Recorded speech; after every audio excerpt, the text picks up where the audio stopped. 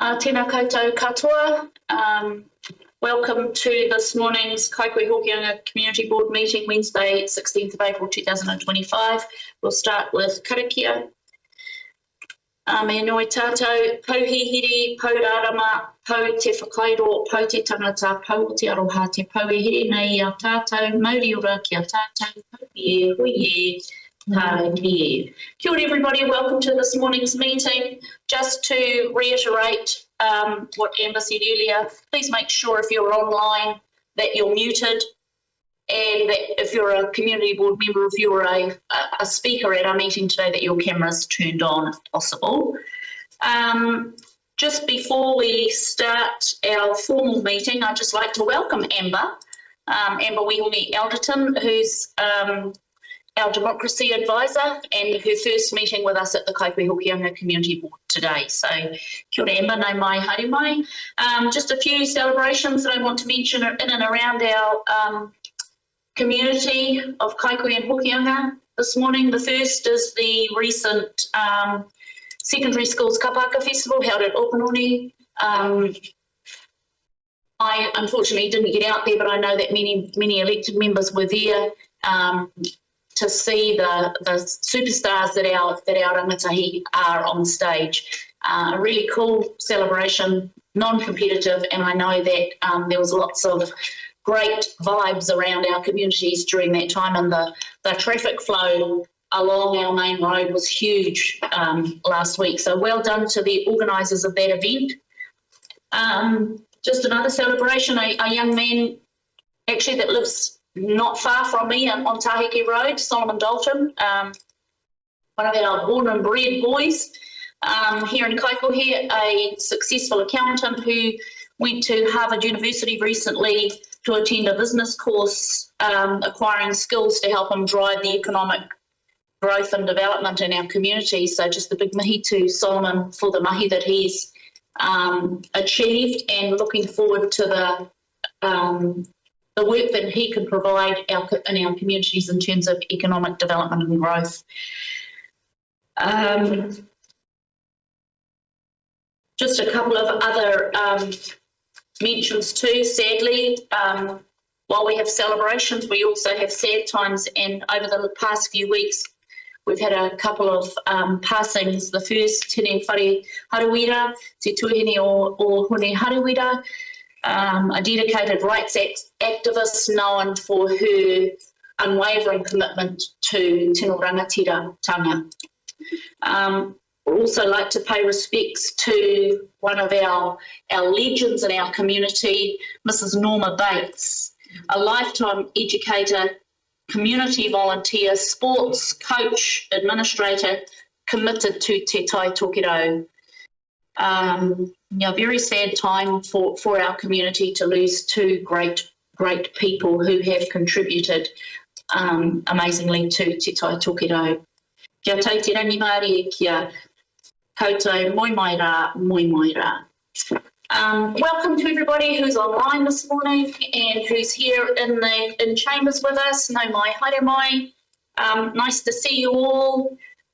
Let's hope that the weather doesn't do what is anticipated, and that everybody is warm and dry wherever they are. So to start our meeting this morning, I'll call for any apologies or conflicts of interest. Not an apology, but just to mention that Councillor Usich is currently in another hui, and he will join us later on and give us a bit of an update from the last couple of council meetings. Okay, I'll move those as apologies and conflicts of interest, and we'll move into page 7 of our agenda, public forum. Oh, and here's Councillor Usich now.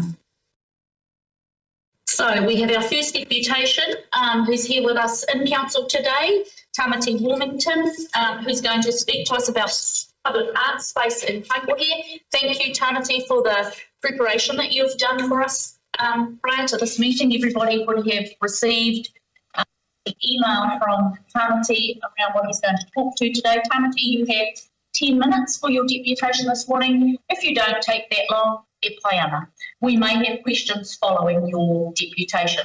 So you're welcome just to come and sit up at the table with us, Tamati.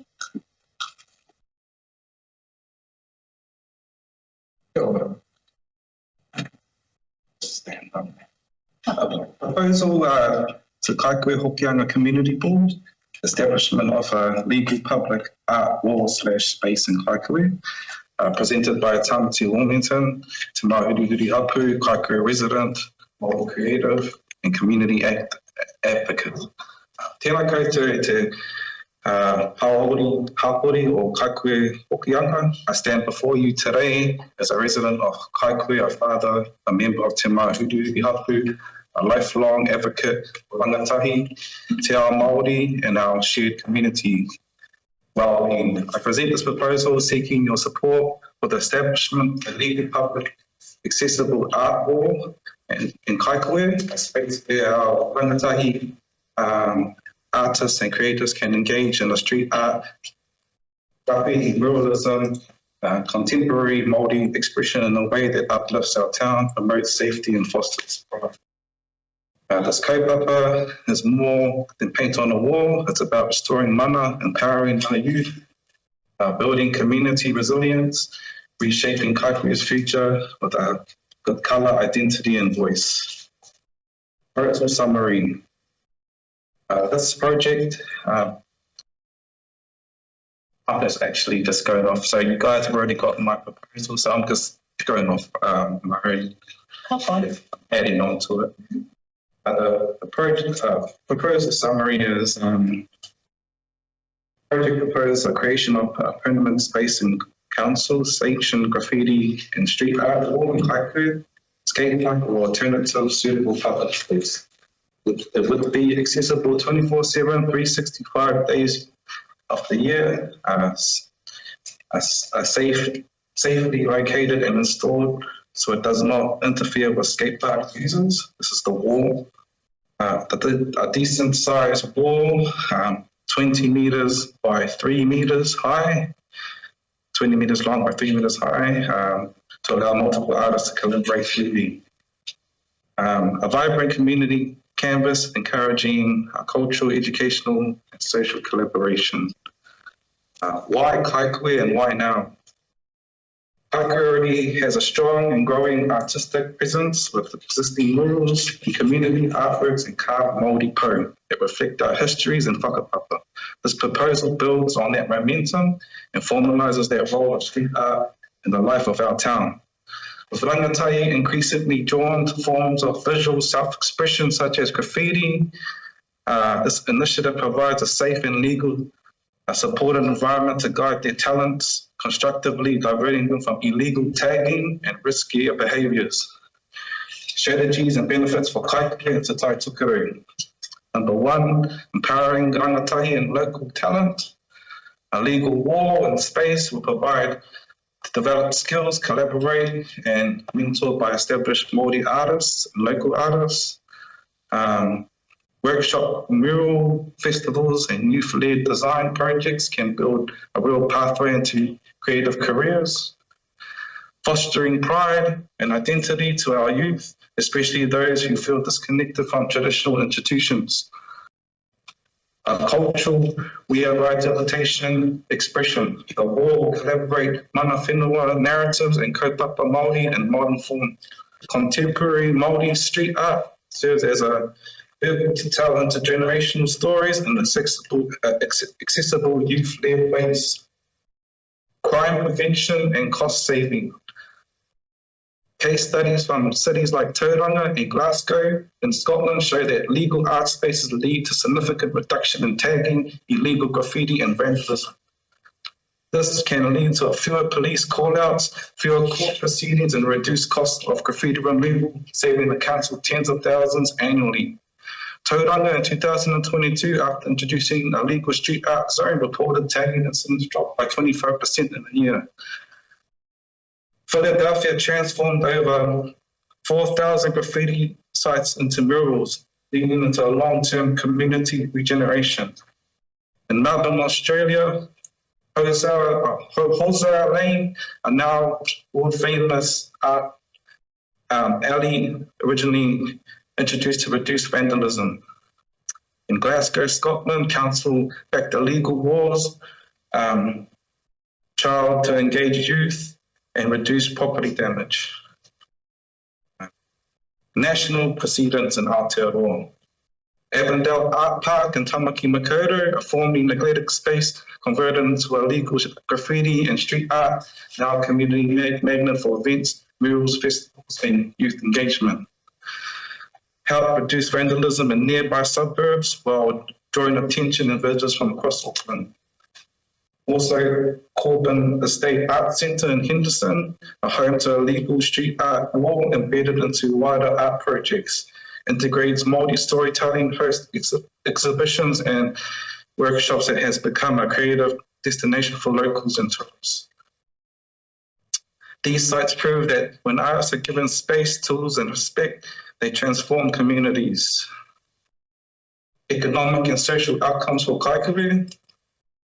Attracts visitors seeking cultural and creative destinations, supports local business, cafes, galleries, youth services, benefits from increased foot traffic and events, stimulates creative enterprise ranging from merch sales to commission mural work, engages tourism by positioning Kaikohe in an art-friendly hub similar to Onihanga's tag-free mural project that turned vandal hotspots into photo-worthy landmarks. Proposed sites. Kaikohe Skate Park are already gathering place for youth and creatives, underutilised in terms of broader community potential, strategically located, visible and suitable for stage expansion of placemaking initiatives. The wall will be safely positioned to avoid disturbing skate park users with a good lighting, signage, and room for movement. If any other site is preferred, I remain open to exploring alternatives partnership with the council, staff, and community. Implementations and considerations. Design of a wall, concrete or timbered structure 20 by 3 or 20 meters by 3 meters high, for example. A paint safe surface, possible use of interchangeable panels, a graffiti-proof coating for surrounding areas. Ongoing management, clear community guidelines, no offensive or discriminatory content, roster of featuring artists in regular mural rotations, advisory groups of artists, youth reps and kaumata for oversight, workshops to be supported by local creative schools and multi-art organisations. Request to community board. To bring this kaupapa to life, I respectfully seek a formal endorsement of this project and the principle of Kaikohe Hokianga Community Board, support to engage in relative Far North District Council staff regarding the site feasibility, permissions and budget, assist with community engagement, including hui with rangatahi, kaumātua and local businesses, partnership and long-term planning for management and potential expansion of initiative. And in my closing statement, Kaikohe has always been a place of strength, identity, innovation. This purpose is an opportunity to lead to Tai Tukaro and how we uplift our people, not by punishment, but by providing platforms for expression, healing and pride. Let's give our rangatahi the canvas they deserve. Let's turn thankfuls into whakapapa, colour and connection. Let's invest creativity solutions and not a problem. I'm ready to work alongside council, iwi and whānau to co-design a broader kaupapa we can all stand behind. Nā manaakitanga. Kia ora. Good, Timothy. What a detailed presentation. Thank you very much. Do we have any questions for Carmody? I'm intrigued by the idea of a legal graffiti wall producing graffiti elsewhere, because you've already said that artists will get a turn, okay? And so when it's not your turn, where do you graffiti? You mean in the Pacific Art Park? No, I mean, so if we're going to reduce the amount of graffiti in Kaikohe by giving people a legal place to graffiti, yeah. When it's not your turn, or you haven't convinced the governing group that it is your turn, or it's your year that you can have corner, okay, and you really want to graffiti, where do you graffiti? I think, well, you can with graffiti, and especially in our park in Avondale, the terms is pretty much first and first serve, and it's pretty much expected within the community that your pieces won't last long in the public art space, and it's an unspoken rule, but people would know that longest. But also there'll be also an option where you could petition, like I said, the representatives, like youth representatives, or myself or Code Marta, to book yourself in a slot coming up. Okay, and I like the idea. I particularly like the idea if it reduces the amount of graffiti around. We've got a problem around town graffiti on public spaces and private spaces, not quite and it doesn't cost council anything, so it's all done by other volunteers and at their cost. Would your group, as the price of having a legal graffiti space, and given that part of the reason for it was to reduce graffiti, would your group take care of the graffiti in town and cover and remove it when it occurred as the quid pro quo for a legal graffiti space? It's good question there. There'll be actually a good way to, I suppose, to engage with community, and we'll be open to doing some community work around that space, as in restoring damage. We could do. I suppose I could be open to helping out and removing some graffiti around town and involving community and bringing awareness to it. Yeah. I imagine that you would probably know. You'd probably be able to identify the group of the artists around town in their legal spaces. Yeah, and have been quite well with them, right? Yeah, that's right. I have quite my mentor in space. Tony, I actually like your idea of having the group, and I can see you give that expression as you mentioned. They could well reduce things in other places. But I do have a question. You mentioned the location. Are you aware of some of the work that's going on over the Kaikohe placemaking project and ARCO presented on in terms of overall the design and the previous work they did? I would actually strongly recommend go and actually see ARCO design and present some of your thoughts and ideas, because there is actually an ongoing placemaking project at the moment, and I think it's good to connect so that you get an overall picture. So I'm sure, I appreciate that.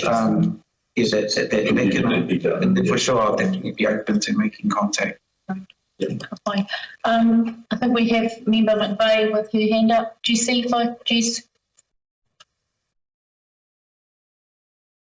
Kia ora tamati. Awesome deputation, awesome work that's gone into it. I love the idea myself, and very organised how you've presented it. It answered a lot of my questions.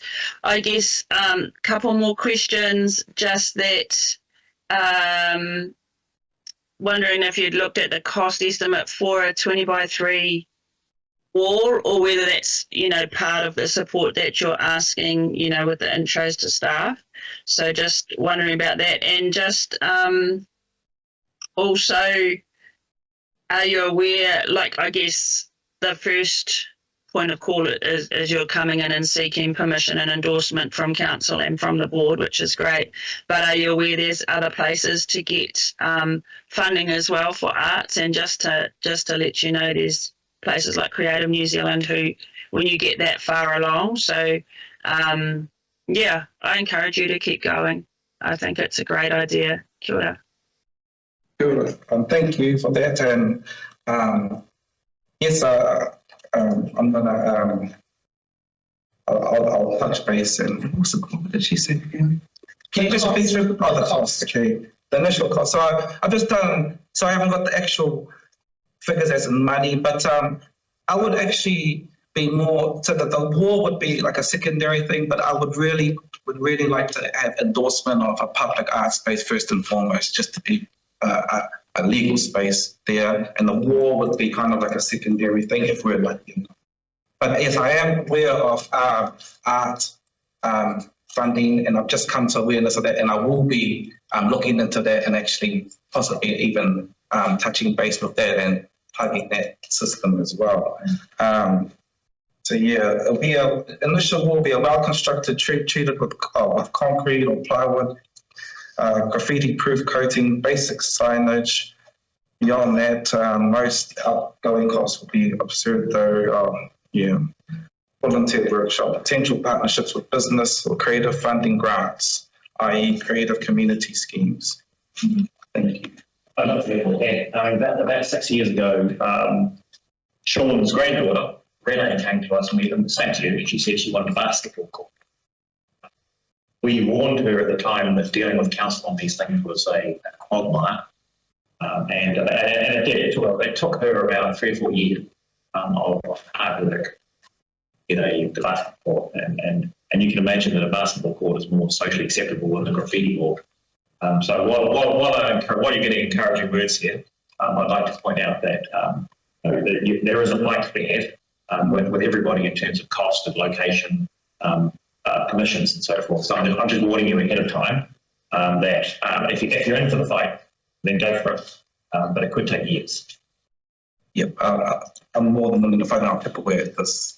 Yeah. So Renee's still living in town, and Sean, go, if you find her, go and ask her and get her advice on what you want to expect and to steel yourself for the oncoming. Yeah, She's a barrister too, so she'll be good legal advice. thank you. Yeah, she's good about it. Thank you, Tamati. I've just got one final question. Have you been involved in such a project before in other areas, or is this new for you? So I have a friend in Auckland, Burris, who actually set up Avondale Art Park, and he was the one who proposed council down there. And I have another friend now and Waikato that works with does murals for the council down there. So off the record, I've been talking to my friends and plugging them and talking like that. Yeah. Thank you again, Tamati, for your time today and your commitment and interest in our community. Thank you. Okay, we have our funding application speakers joining us today via, Matt's here. So our first speaker today is Matt Hooper from Tupu Haere Ki Te Rangi, Totoro Titans, who's here to talk to us about agenda item 7.5G on page 48. Matt, you have 5 minutes to kōrero with us about your application, and then if we have time following that, we may have some questions for you. Kei a koe. Kia ora tātou. So I'm Matt Cooper and I'm hail from Totoro. I started in our community as a teacher aide, within our kura. I'm now currently a teacher within Totoro School. And that did give me the passion and desire to try and do something positive within our community. So that led to coaching and stuff like that. And then that coaching also led to holiday programs, which we're running one today currently. But what I'm here to do is just to explain that I'm trying to create something positive within our community. And my hope is to try and create as many positive things within our community. I'm here today is just to ask support from the council. On the kaupapa, we're hoping to do an after-school program with our tamariki. We'll reach out to other schools, maybe other clubs to come and play rugby league after school down on Lindmark Park. And then if all of this kaupapa is okay, then I'll go into future questions to the council, obviously asking if we can use Lindmark Park for this kaupapa. But if we can go to the change of our government, and now we're not, our tamariki and whānau do not have any support anymore with food in schools and lunches in schools. So with this kaupapa, we're hoping to not only play rugby league, but also feed our our players and their whānaus, just to release a little bit of financial stress within our community. We live in a district where income is, hard to get. And people are living in a struggle. So I'm just basically here to ask the council for support to be able to do this after school program where tamariki will be playing rugby league. The benefits I believe that we're going to get out of it is our whānau are going to have financial, they'll have less financial strain because we're going to feed their tamariki, as well as themselves on a given night. I've reached out to Tai Tokerau Rugby League, and they're willing to jump on and support with refs, as well as sending people out to schools to support those schools to teach them how to play rugby league prior to the tournament. So it's it's done safely and a wee bit professional. But our kaupapa is just about creating something positive within our community. Like I said earlier, that we're running a holiday program at the moment, just with our tamariki and total. So, relieve a little bit of stress from our families. Because in all honesty, it is hard for a lot of families out there. So as our kaupapa, it's just trying to make things easier for families. Thank you, Matt. Sure. We've just about run out of time, but unless members have any partai for Matt specifically.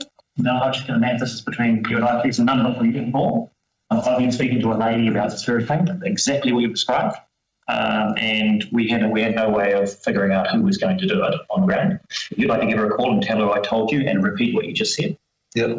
She may be able to help you also with money as well. So we'll discuss money today, but that woman will be very interested in talking to you. Awesome. Oh man, any support is good because it's Member Faye, last question. Oh, kia ora, Matt. Love the idea, and are these is this going to happen in Kaikohe or out in Totoro? Sorry if you've said it, but I didn't catch that, but I didn't find it in the application. it's going to go on Lindvart Park. Oh, sorry, I did hear that. Thank you. Kia ora. Kia ora. Thank you, Matt, and thank you for your presentation today and the work that you're doing with our tamariki. Very much appreciated. Kapai. Thank you.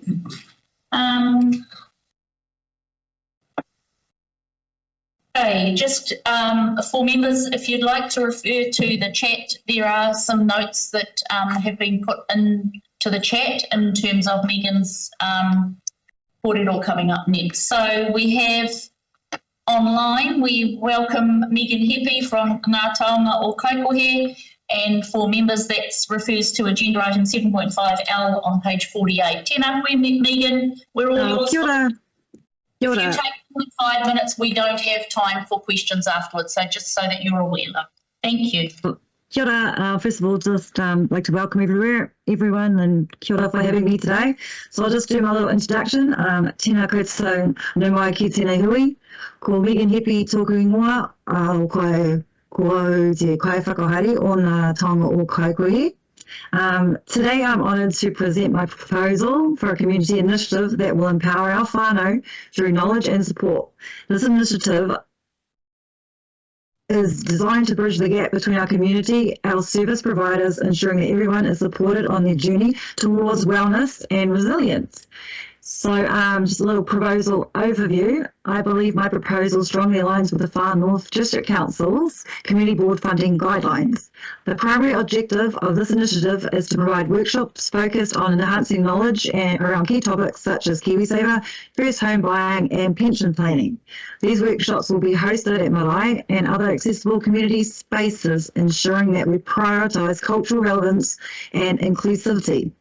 Our target audience includes local whānau and community members in the Far North District who may feel disconnected from traditional services, often due to historical barriers and feelings of whakamā, shame or embarrassment engaging with these processes. I currently have 200 active whānau that I was planning to bring a couple today, but some are in Lake Rahiri and they're a bit flooded in. Unfortunately, so they could not come. I wanted to introduce them to council. Many have been affected by, obviously, this rain. So where am I? Additionally, I have over 120 whānau reaching out for assistance, highlighting the urgent need for support in our community. The initiative came about through a very personal connection with a whānau who faced the loss of their home just before Christmas. After they shared their story, a post to Facebook went viral, shining a light on the challenges many families face in our community. This overwhelming response showed me just how critical it is to provide accessible knowledge and support to those in need. Right now, I'm actively doing the mahi to support these families and others in similar situations. However, to continue this vital work effectively, I need your support. Together, we can make a difference in the lives of our whānau. Now, why does this initiative matter? Many community members face challenges when accessing essential information and services. There is a pressing need for resources that are culturally appropriate and supportive of our unique community's needs. By empowering individuals and families with practical knowledge, we can significantly improve their overall well-being. This initiative is not just about information, it's about fostering a deeper understanding of the systems and supports available to help our community thrive. Māori have historically experienced whakamā when it comes to engaging with processes that feel foreign or intimidating. My role is not to just be a mentor, but to act as a connector, a bridge of strength, helping whānau navigate these challenges, ensuring they have access to the support and guidance they need. Alignment with the FNDC guidelines. My proposal aligns with the FNDC's funding guidelines in several key ways, emphasizing cultural relevance. Additionally, I've demonstrated a strong commitment to community engagement by collaborating with local stakeholders and organizations. My experience in building partnership means this program will reflect the actual needs and aspirations of the community, aligning perfectly with FNDC's focus on local involvement. Accessibility is another cornerstone of this initiative. By providing workshops in familiar and trusted spaces, we are removing barriers that may prevent individuals from seeking essential services. This effort aligns with FNDC's goals of promoting community well-being through inclusive initiatives, ensuring that every participant feels welcome and valued. We are creating an environment where whānau can lead without judgment or hesitation, fostering a sense of belonging and confidence. Capacity building. Beyond imparting knowledge, this program aims to build capacity within the community. By connecting participants with local service providers, we enhance the ability of our community to support itself and foster resilience. My role as a connector means creating pathways for whānau to access tailored support and resources that can lead to meaningful change. Long-term benefits. Ultimately, my proposal is designed to create lasting positive change for the residents of the Far North District. By empowering individuals and families with essential knowledge and providing connections to local services, we can foster greater stability, improve overall community health. Kapai, sorry, not used to really reading that out, but I just thought I'd put that in there. Thank you, Megan. We'll allow any pertinent questions because we actually run out of time. Megan, financial education or financial advice is a highly regulated field, but I imagine there are parts of it that you can give without being certified.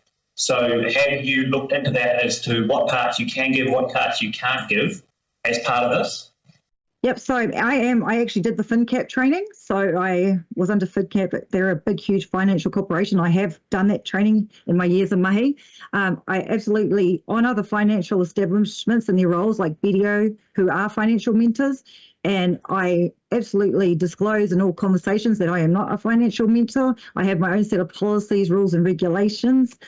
It's more about that literacy is there. A lot of that is common sense, but historically it's the connection piece between community and corporates or processes. Whānau fail in processes. I'm like a bridge or I'm that gap. So in one of my last little wānangas that I had at Te Wā, where I had 20 whānau, I brought in an actual financial mentor. So she came along for free. We just gave her a little koha and she was there for that side of it to keep us all protective. So, yeah, there's a lot of our whānau that get lost in process or do not know who to reach out or do not have the information. So I'm well aware of those implications. Cool, thank you. Thank you, Megan. No other pressing questions? Thank you, Megan, for the work that you're doing in our community. Well done. Thank you. Good to see you all. Ka kite. Ka kite. Okay, the remainder of our speakers are joining us via Teams, and just want to mention, Linda, I haven't forgotten you.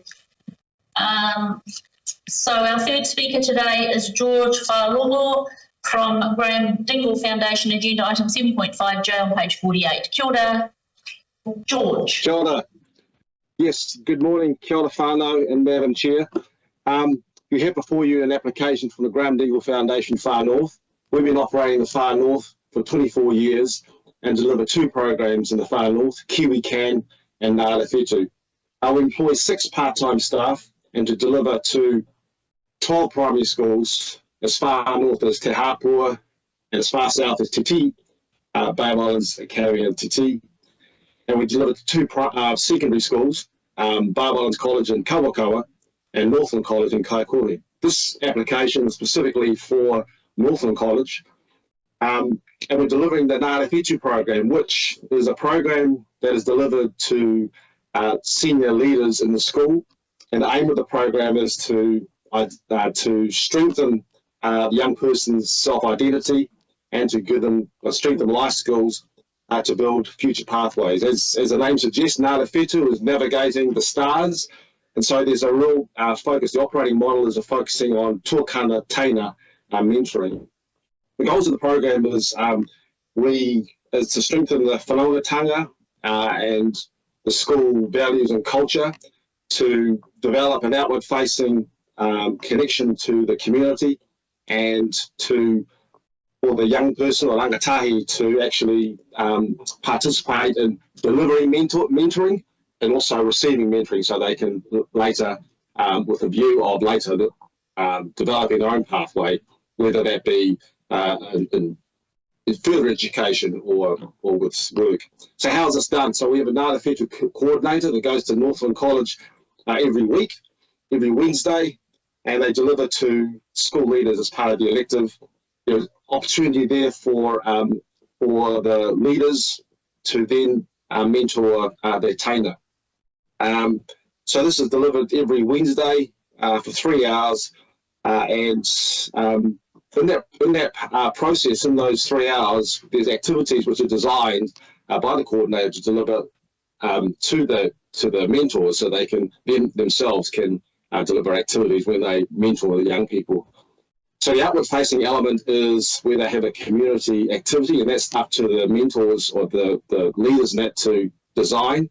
Last year we had at Bay of Islands College, they developed a Matariki Twilight Gala, which happened obviously in Matariki week, and that was so successful, and it was really good. And that was run by the rangatahi himself, and the outcome from that was really good engagement with the community in Kawakawa, but also led to an excellence award from the Graham Dingle Foundation National Office. So we have so how do we know it works? Well, we have a program evaluation that's team based in our national office, that we send out surveys to the young people and to the community and we collate those results. And so far the results have been really, really good. An increase in attendance in school, connection to the school, connection to the community, and positivity and leadership, an increase in leadership skills, and also some of them have gone on to jobs and further education. So that's in essence the nub of the application. And if you have any questions, I'm happy to answer those. Thank you, George. We've got about a minute. Do we have any questions from any members? I just have one question, George. Sure. Why has this come to the community board and not gone to the Northland College board or the Bay of Islands College board for that matter, to say these are your children, you've got funding from the government, if it's that important, you fund it? Can you talk to me about that? Well, before we actually launched the program at any of the colleges, we present to the board. Although I don't think we did at Northland College because we weren't able to, despite best intentions. But I think it's our schools are really. All I can answer is from the Barb Islands board, because they were there when we spoke with them. Schools are really struggling in that to get funding, and I think if they were able to do this, they would. And I think this is a program which is funded independently, and so I guess for the schools, to answer your question, they'd like to, but they will take up any opportunity where they can have a smorgasbord of activities for their kids and that to take up. Thank you. Any further questions? No, thank you, George, for your time today and your kōrero to us. We will have a discussion around all the funding applications later on in the meeting. Thank you, George. Well, thank you. Our fourth online person is Carly Reynolds from Momentum Charitable Trust, item 7.5E on page 47. Kia ora, Carly. Kia ora. Hi.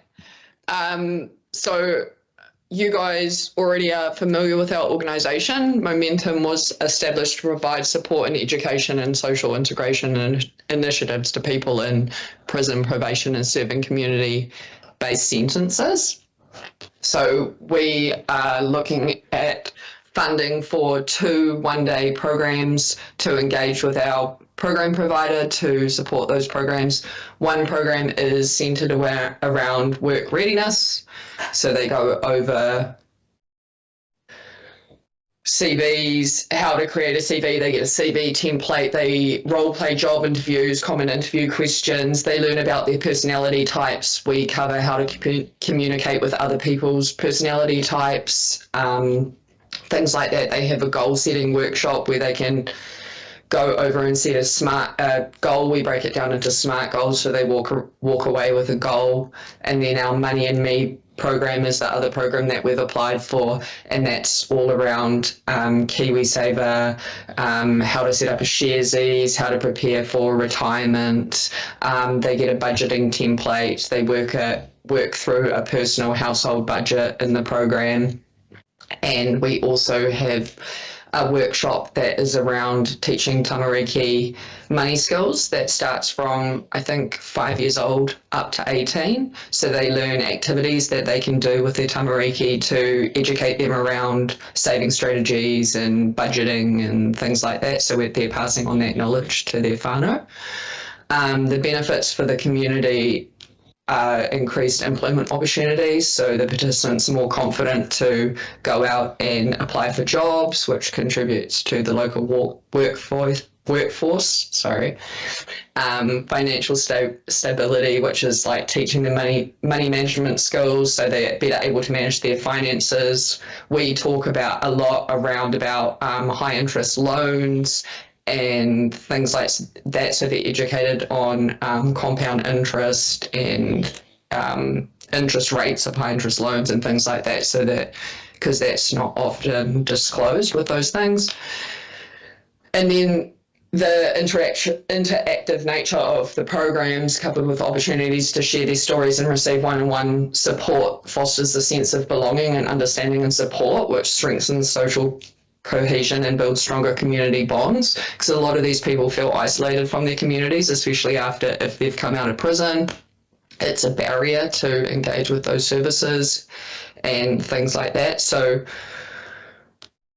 our goal is to support successful reintegration into the community and reduce reoffending through providing education, mentoring and practical support. We are piloting a mentor program in Auckland currently, which would provide 12 months of one-on-one support with someone. So we would engage with them within 6 months of leaving prison, and they'll be paired with a volunteer in the community, and they'll support them for 12 months post-release and help them navigate the challenges of reintegrating successfully. For this particular application, it's for 2 one-day programs to be run at the Kaikohe Probation Centre. So the participant groups, we engage with the Kaikohe Probation Centre, so all the participants are from the Kaikohe community, and up to 40 people, so we can have 20 participants per program, so up to 40 people will directly benefit Yeah. And all the programs, this is my second presentation, all the programs are evaluated. So our program provider evaluates how many participants created a CV, prepared and practiced responses to common interview questions, created a personal or household budget, set up a savings plan, understood their personality, strengths and weaknesses, and set a personal goal. And we also evaluate participants' experiences of the program and their impact. So we have open-ended questions, and then through that, the program provider creates a debrief report, which is then sent out to all our funders and to the probation centres, so that they can see the unique points of insight that the participants have gained. Goals after completing the program, just for example, some of the participants who have completed programs up in Kaikohe and Kaitai, I group them. So they're like create a savings plan, save and invest my money, start KiwiSaver, build my CV using examples in the book, apply for more jobs, create my CV, things like that. So it just gets them motivated to really do that, and they take away a workbook and they have all of the templates in the workbook that they can work off once they have left the program. Thank you, Carly. We've actually run out of time, but I know that we've got a couple of questions around the room. I'll put to you, Carly, the same question I put to our previous speaker. Have you made sure that any financial advice you give is able to be given by you as unlicensed individual? So as Momentum, we apply for the funding for the programs. We have a program provider that combined with have over 17 years experience providing the programs within the criminal justice system. So they have qualified facilitators who are facilitating the programs. We are not facilitating the programs. Okay, cool. Thank you, Carly. Why does this, and I think I asked it last time and I've forgotten why, but why don't these programs happen while people are incarcerated? So we also run programs within the prison setting. We have a funder who funds Northland Prison very regularly, so we don't apply to council for Northland Prison. We find it much more difficult to obtain funding for our prison programs, unfortunately. However, we do run them throughout the country as well. That leads into my last question about police funding. There are avenues for crime money, is there not? Yeah, so we're currently looking into the Proceeds of Crimes Act. However, the Department of Corrections have said they're not sponsoring anyone, and that would be our sponsor, and they said they're not doing it this round. So currently right now our funding avenues are councils, community funders and gaming funders, and that is the majority of the funding for the probation space. Yeah, but we are looking at larger scale options. However, Any further questions? No. Thank you, Carly, for the work that you're doing and the time you've taken this morning to present to us. Thank you. I do need to go directly to another meeting, so I'm going to have to leave. Thank you so much. Thank you. Thank you. Our next speaker online from Power Trust, Marianne Connor, speaking to agenda item 7.5F on page 48. Kia ora, Marianne.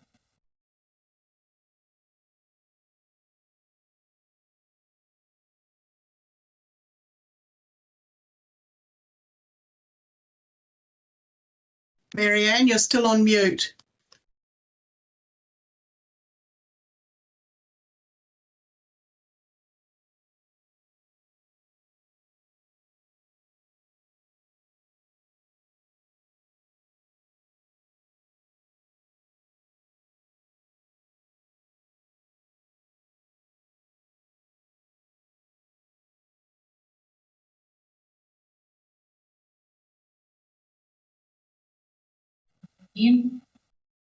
Okay, we may come back to Marianne. We're having a few technical difficulties there. So we'll move into, You missed out on public forums. yes, I know, Mr. Riley, sorry. It's been a while. So yes, we're moving into public forum now, Mr. Riley, sorry. So welcome to public forum, Linda Bracken from Kaikohe Business Association and Mr. Riley, local community legend. We'll start with you, Mr. Riley. Good morning. Oh, come up close to you. You don't have to shout. Empty rooms. Right. You know the drill, Mr. Riley, 5 minutes, and if we've got questions. This was a big issue, and it arises out of a meeting that you had earlier on post-ground lease request over Kaikohe landfill. That is something that you've got to listen today, because to be consistent, you've got to take all of the Lindvale Park right across to Mangakahia Road, because at one time it was a landfill in the days of John Crew. These sort of facilities have grown. Hapakoa Primary School is not built on a dump. Motat is built on a dump. There is a post-closure management plan that maybe should be dug out and referred to. And if it comes to that, on our dump in particular, there's twice as much cover on the top end as there is anywhere else. 600 millimetres is called for, and there's over 12 at the top end, simply to get the grade to go back. I would accept that the seagulls were a problem once when the dump was open. They used to eat up there, go down and do their business on the lead field. And that's why the problems arose on the lead field.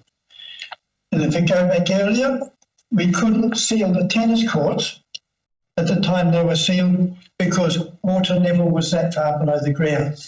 So they drained them and the water ran black down my creek, black for over a week. At that time, I had a good discussion with Doug Oxenham, the Minister of Agriculture, and we agreed that it let it ride because it'll clear itself in time, and it did.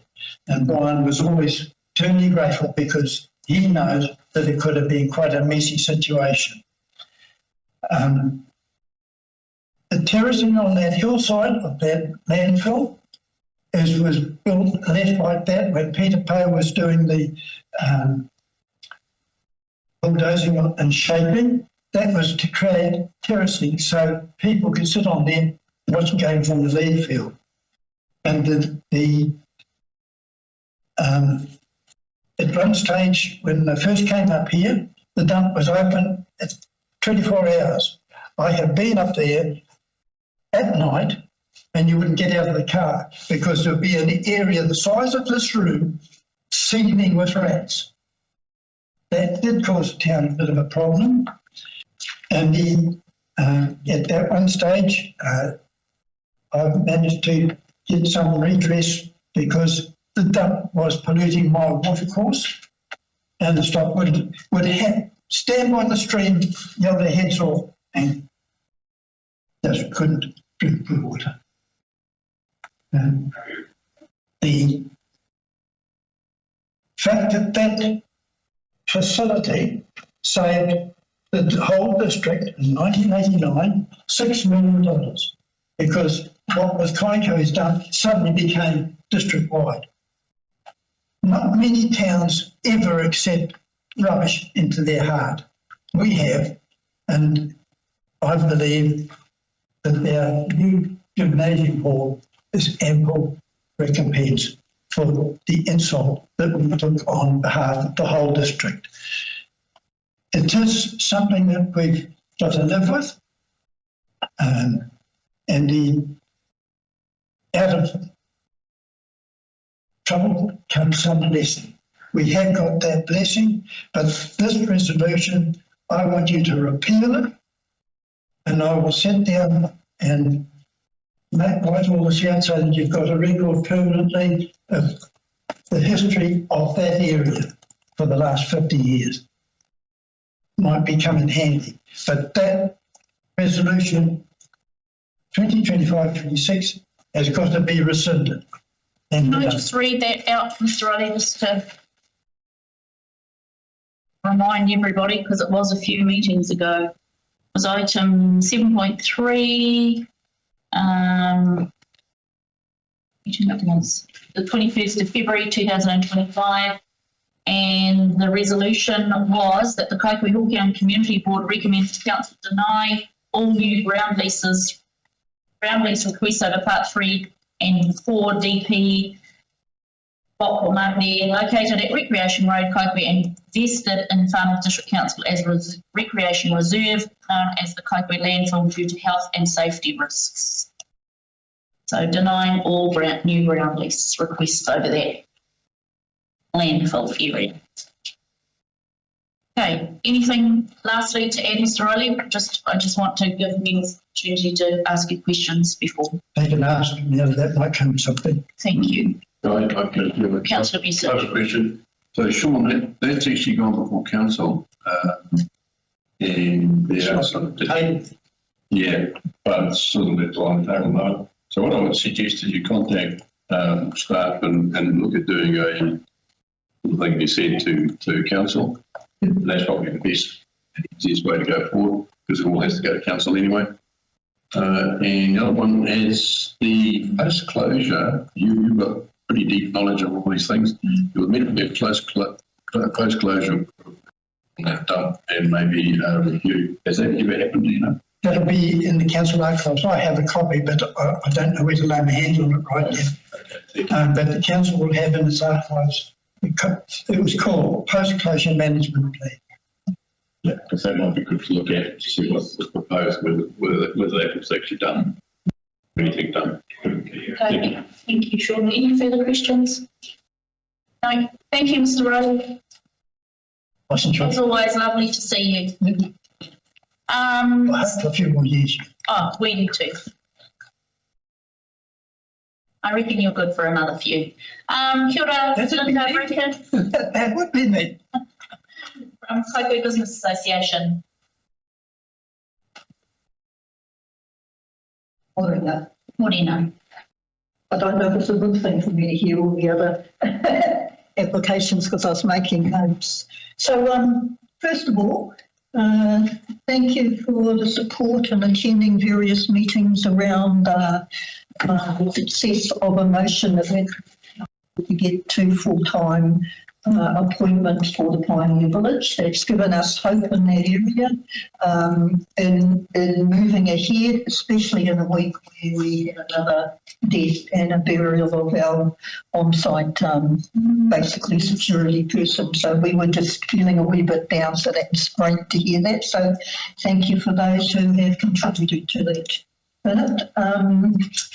Kaikohe Business Association, we held what I thought was a very encouraging meeting on Monday night. 48 attended, and again, we're working towards collaborating with the various people in town. So we made discussions with the Runanga, looking at the Ngāpuhi land, looking at extending and future development for the market. And local produce as well was highlighted there. So looking at going ahead in that, we had both Tom Scott. We would have loved to have Steve Covey, but again, council representation, talking about Wi-Fi availability and what can be done, something we didn't really know about, but that's tagging into how to better support moving ahead with CCTV coverage. So we also had Jim Anderson, our local police, our Northland police officer there to actually help with that. So further discussions having that in that area there. Placemaking, we had Emma from council share on that, working with ARCO, so greatly supported by ARCO with that, and looking at, for those of you who are in the Hokianga, looking at if we can do something significant with placemaking through Broadway. It is part of that gateway out to the Hokianga. So acknowledging, as you heard before, there's a need for that cultural identity growing in areas there. Yeah, so I'm saying positive, and for your knowledge, if you ever want to speak to somebody from the Kaikohe Business Association, we have made a decision to take a hot desk over at Innovation Park, so we are available on Tuesday at the park, and it's proving to be a good place to connect with other people as they come and go. So I was able to connect with Calvin Davies yesterday. He popped in for one of the other occasions. So just letting you know that the effort is trying to get there, but we're wanting to look at more support and endeavour to do more things around town, looking at supporting local business to grow. I was thinking now I've got some notes here. If I go into placemaking, something that I've asked Melissa to look at is our street lighting, but maybe that fits under that Main Street category for placemaking type thing as well. So just noting that, to planning ahead for that. Picked up a visitors map, because when Emma was speaking, she didn't know much about Kaikohe as an area in the north, and your local cycle trail map. If you haven't got it, pick up a copy somewhere. And I think it's another great advertisement. If you look at the cycle track, I don't know if anyone can see that, it covers right through to the Hokianga and picking up a lot of those areas there. Great to see in some of your funding applications support of memorial halls and growth in those areas. There's my notes. I know Sean talked about the Lindgard Park. One of our concerns in this area is public toilets. So the public toilets at Lindgard part of Papa Hawaii the place has been open for nearly a year. The toilets have been closed for the majority of that time. However, I did see a grader down there yesterday, so that's positive. A bit of information for our infrastructure for toilets. So a week or so ago, we had a call from Neil, and his house was located right near where the caravan empty station is. That was backlogged and overflowing. So the council, with a lot of effort from Kelly, investigated the blockage, and during their work on the blockage, there was a sudden backflow that actually came up through the toilets within the Pioneer Village. So there's something wrong with that infrastructure that needs to be corrected. It is worse when it is flooding, because you've got all that surface water from that area, which still needs looking at to be draining away more effectively. So I know they've done some cleaning out and that, but that area is prone to flooding. But I'm thinking more, if we're wanting to develop this area as a stop point, toilet facilities are essential, and I think there's been the occasion where I've even gone out to Rawani and their toilets have been closed for maintenance as well. So that ongoing care of our facilities is important. Just another note, I also sit on a Ngāti Rangi Kamatua Queer group that reacts with the corrections facility. And if you're looking at other funding for different things that happen there, we're quite disappointed. There's been a change in government funding, and a lot of the service providers that were going into the facility, their contracts have not been renewed, so they'll be ending in June. So there's going to be a flow-on effect in that. What I see constantly, which concerns me, is the number of incarcerated increases, but the number of people having to handle them does not increase to the same ratio. So it's just being aware of the outflow into our community, into our wider community. Another thing with this wet weather, and my last thing, accommodation in the region. So we've seen houses pop up all over the place. It's now winter. We have a shortage of beds. and trying to keep people off the floor. Summertime is fine, they can go in tents, but coming winter season, you've got people without quality mattresses, you've got people who are what I call sofa surfing. So just an awareness if you have community issues coming around housing and that there is a great need throughout the Hokianga Kaikohe area. So thank you for your time and thank you for the work that you're doing. Thank you, Linda. Do we have any pressing questions for Linda? Just thank you, Linda, for the work you're doing. Thanks, Linda, and great meeting the other night. Thank you for all the graffiti work. We may have somebody to replace you shortly. So my comment on the murals and the paintings that go up is when they do that, there is never a maintenance part put in to keep the graffiti off those murals. Yeah, that's why it's going to take you a couple of years to get through us. Yes. Okay, thank you, Linda. We'll move to page. We'll move to page 8, item 6.1, confirmation of previous minutes. The recommendation is that the Kaikohe Hokianga Community Board confirm the minutes of the meeting held 21st of February 2025 to be a true and correct record. Yeah, I'll move that. Thank you, Member Edmonds. Do I have a seconder for that? Yeah. Thank you, Councillor Vusic. No discussion. Okay. Yes, to everything. Pardon me? It'll be us too for everything. Yes. Oh, yes. Well, I mean, I think they can, but we're fast because Yes. we're live, right? If you're live. Okay. Yes. Those in favour? Aye. Any against or abstentions? No. Okay. Photo. Right, we're going to move back to speakers. We have connection with Marianne Connor from the Power Trust. Kia ora, Marianne. And her agenda item is 7.5F on page 48. Kia ora, Marianne. You've got 5 minutes, Marianne, to speak to us. If you don't use up the whole 5 minutes, we may have some questions for you following that. Kia ora. Kia ora. This is my first, I suppose, presentation to the council, and I suppose it's sort of listening to the other stories, it actually affirms what we're trying to do, and that's do things in our community. So briefly, I'm a resident of Kaikohe. I've been a registered nurse working in the Hokianga across the mid-north, Kaikohe, and now I'm based in Kaikohe working, but brings me back all over the mid-north, with a focus of across the lifespan, but youth has been one of my specialties that I've worked under.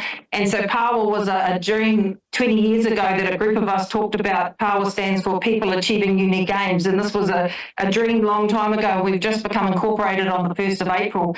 But part of our focus before coming to the Trust is we've always done events for the community, whether it's in Auckland Whangarei, and last year I was part of the committee that put on the movies in Kaikohe, the movie night.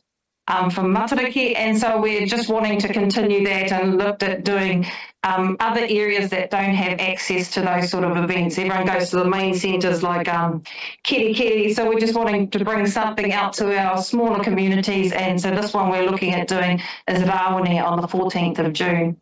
And so we're just seeking support to do a free whānau night where everyone, the cost is not an issue. We're looking at having vendors, but if people can't afford to buy food, they can bring food. And just have activities that the whānau can spend time together and cost isn't an issue. And that's pretty much it. I haven't prepared anything else. Love it. Okay, any questions for Marianne?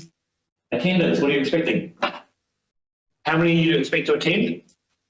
I would love 1,000, but realistically, 250. Okay, thank you. Yeah. Thank you, Member McVeigh. Good, Marianne. Nice to see you. Couple of questions as I sit in Rawene in the rain. Do you have a wet weather plan? Sort of a contingency plan, probably OPPO. We have the screen we're looking at is quite a large outdoor screen, so potentially it could go into that hall.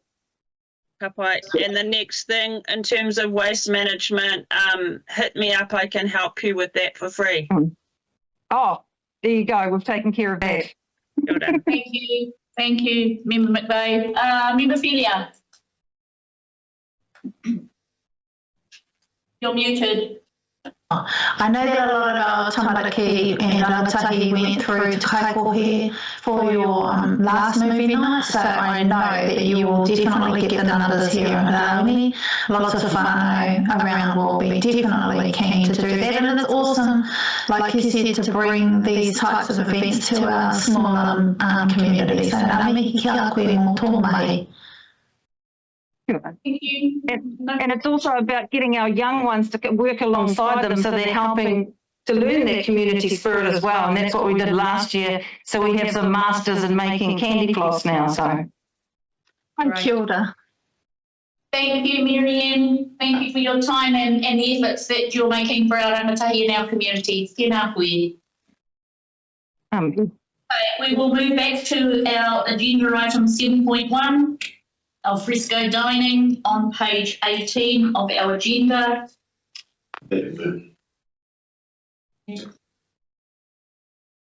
So Vucic is way ahead of me.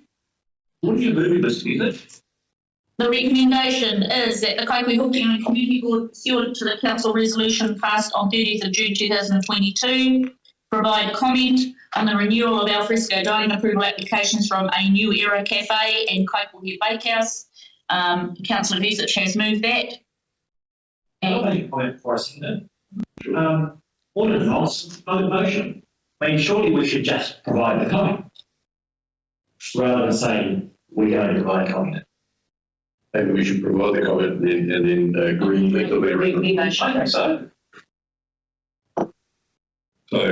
I mean, my comment is that we say this is a no-brainer. I mean, this is something that every other town has. There's people on the cafe, on the sidewalk. There's your problem. It's always good for the town. So my comment would be go for it. my comment is a little bit different. My feedback basically is go for it. That's why I agree with it. But I know that every year they have to apply. I do wonder if they actually will behave to the two places that are referred to. I haven't heard of any complaints from anybody. So surely we can actually look at extending the term. It doesn't have to be 1 year. That's really a question for council. Why not make it 2 years or something like that? Just say That makes sense. Do we have any staff in the room that can make comments to the discussion? Thank you. Yeah, just with these, they're done every year.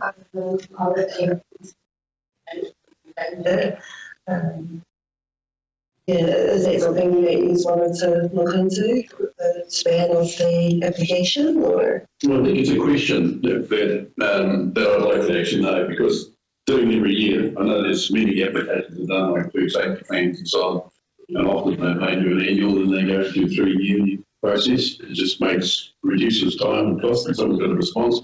So I was just wondering if that was, because you can at any time stop it. So council, there's some assurance. I'd like to move the following in, that the Kaikohe Hokianga Community Board offers the following comment. Go for it. And we'd like to know why the time frames aren't longer than a year. Okay, so is that a new recommendation? Well, Is that part of this discussion? No, so that's a new motion. Motion. Yeah, so that's a motion instead of that. Yeah. So do we need to second this recommendation and then have it lost before we No, just provide a new? Yeah, the first one wasn't the second, so that. Okay, can you reread that? Oh, okay. So the Kaikohe Hokianga Community Board offers the following comment on the alfresco dining approvals. Open speed class, go for it, close speed class, and requests for the next meeting an explanation of why the alfresco dining cannot be more than just 1 year. That's just it does have a comment to say that it doesn't change the motion. So I'll assume that. I'll see that. Yeah. Okay, we've got that motion seconded. Yeah, just as a thing, the bylaw only allows for 12 months, so if you wanted to change it, you'd need to change it. Yeah. Okay, thank you. Further comment from staff? Kia ora, just to first of all introduce myself. My name's Ed Barley. I'm the new manager of transportation for the district. So very pleased to be with the board. One of the fundamental reasons for having an annual review is for the public liability insurance, which has to be renewed annually. So the 1 year cycle enables the reapplication to be made for staff to review the public liability insurance to ensure that there are no other issues, and normally it's just a tick box exercise. Thank you, Ed. Looks like we've had that second part of that request.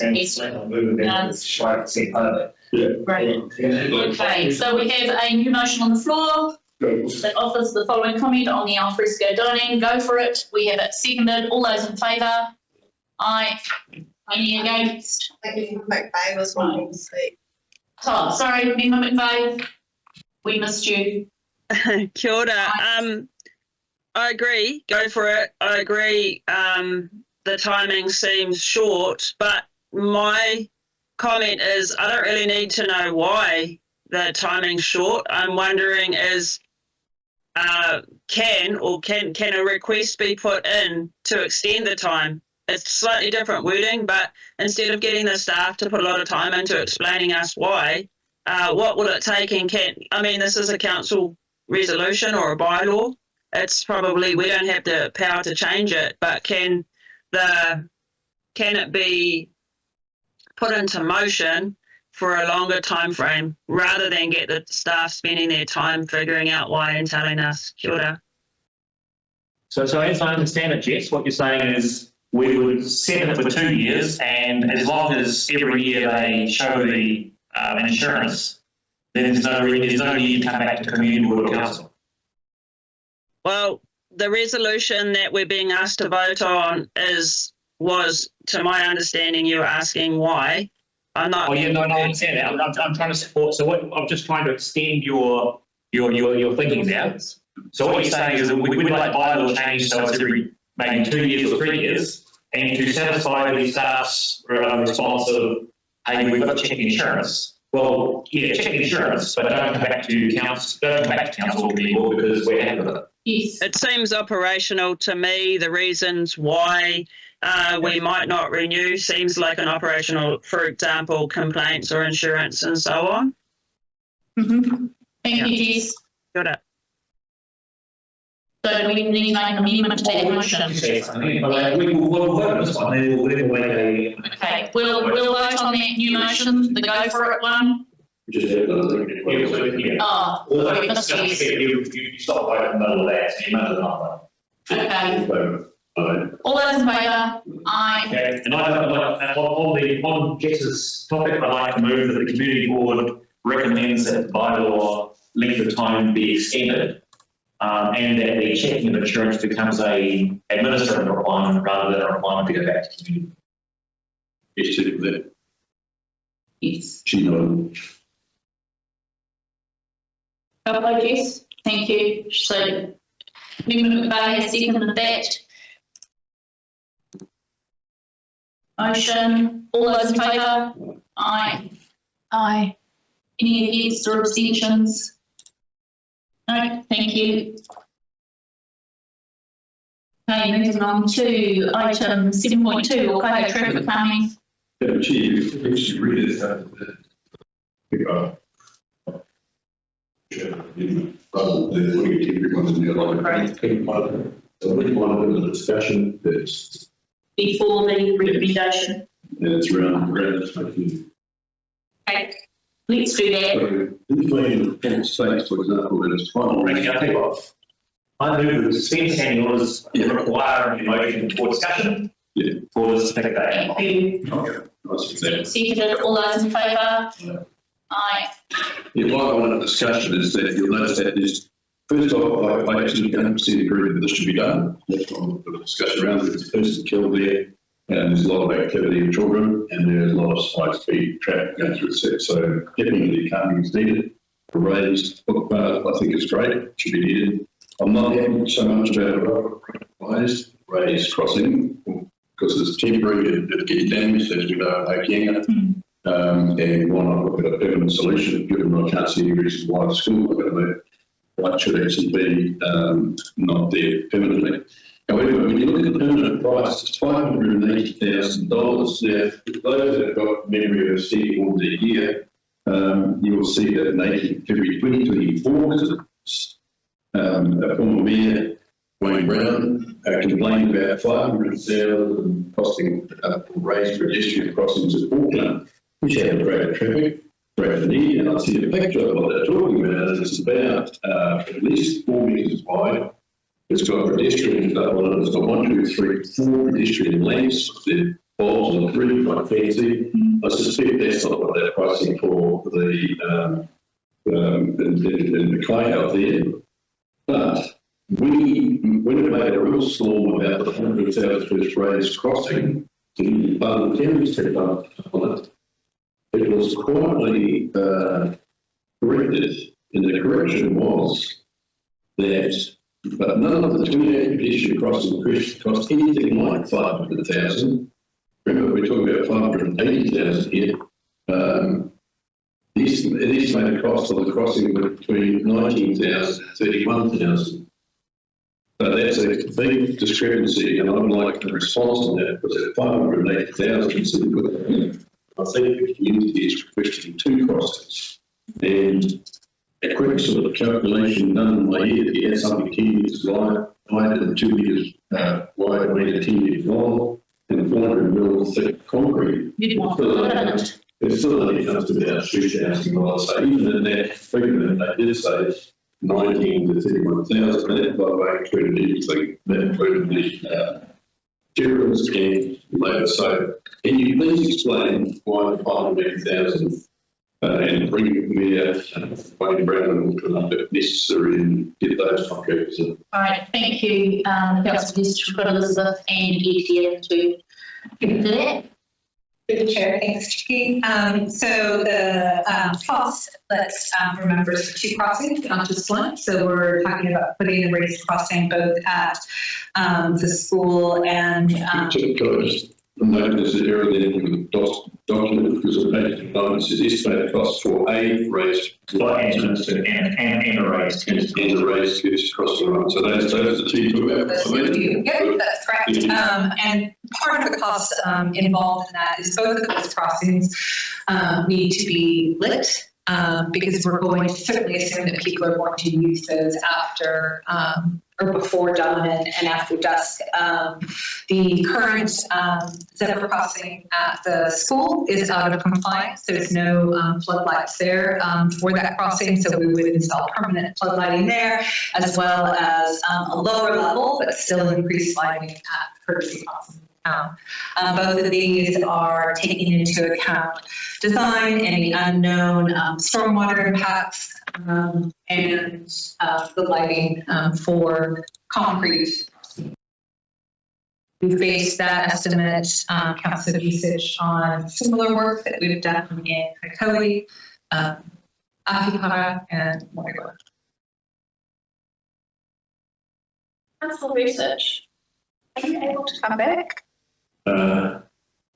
Yeah, I might end up my just a very quick comment then. So what I look at is rewording that to go to a permanent zebra crossing, and I want the full details when it's been done, a breakdown of the costs and materials and the labour, because I'm failing that. I think the community board could manage it into a lesser amount. I'll be back. Yeah, I'll go as well.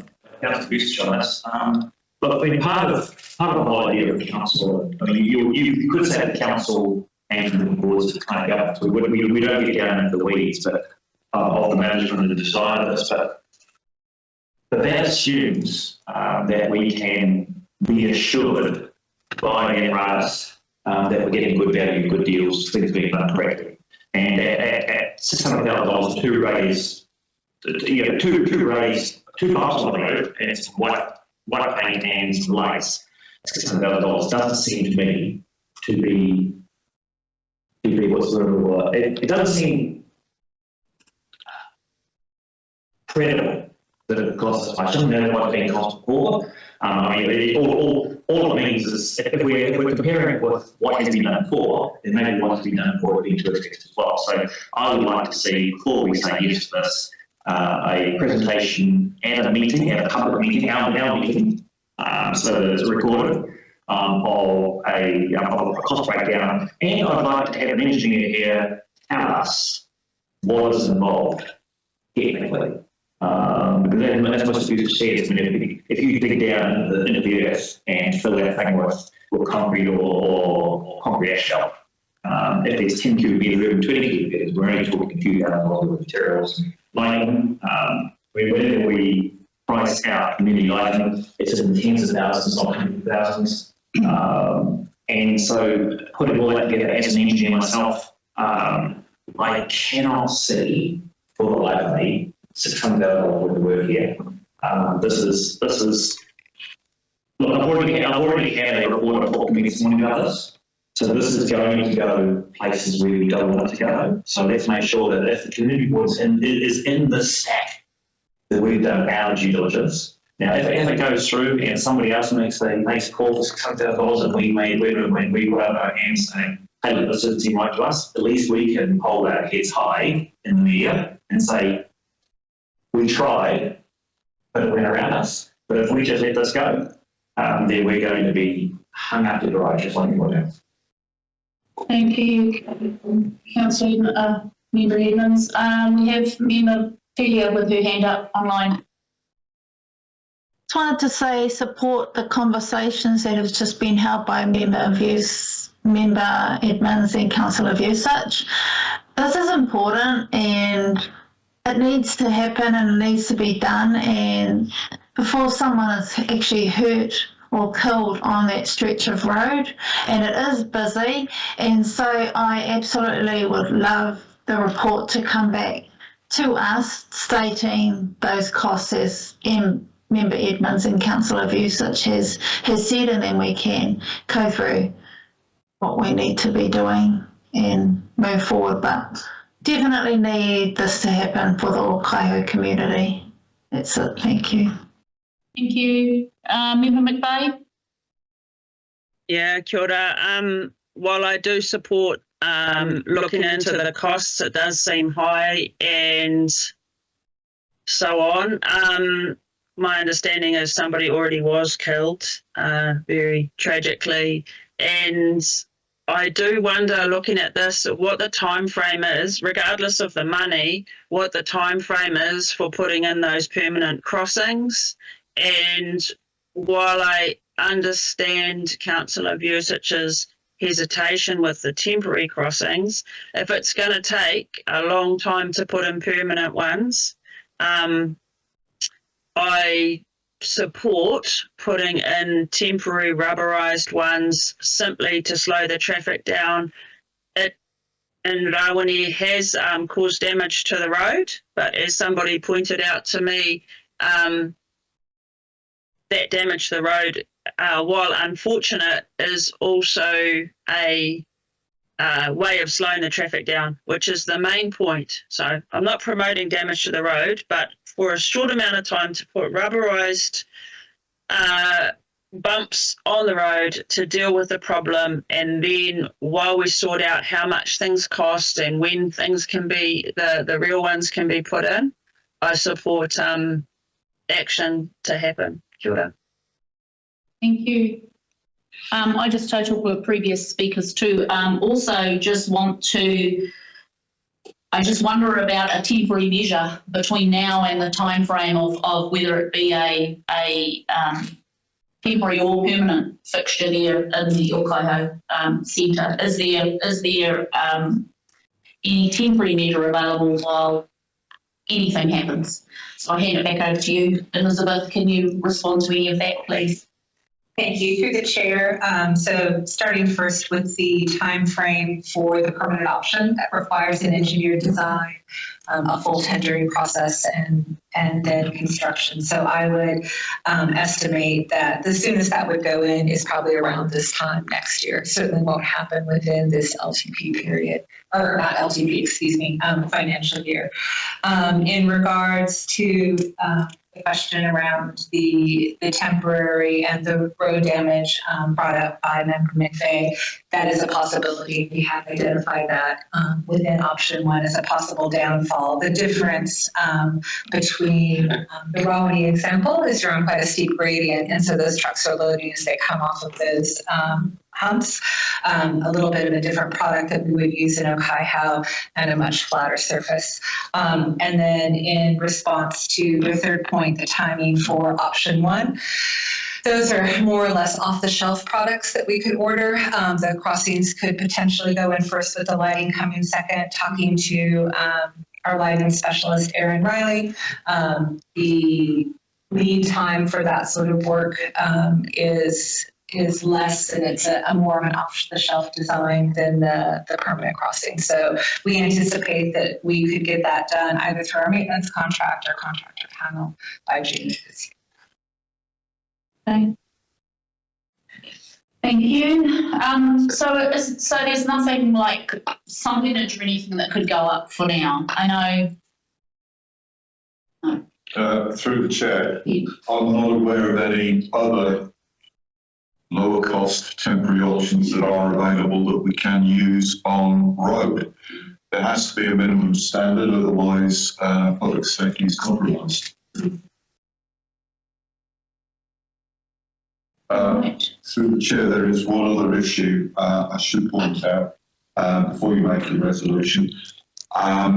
We are at this moment in the initial stages of the design estimate.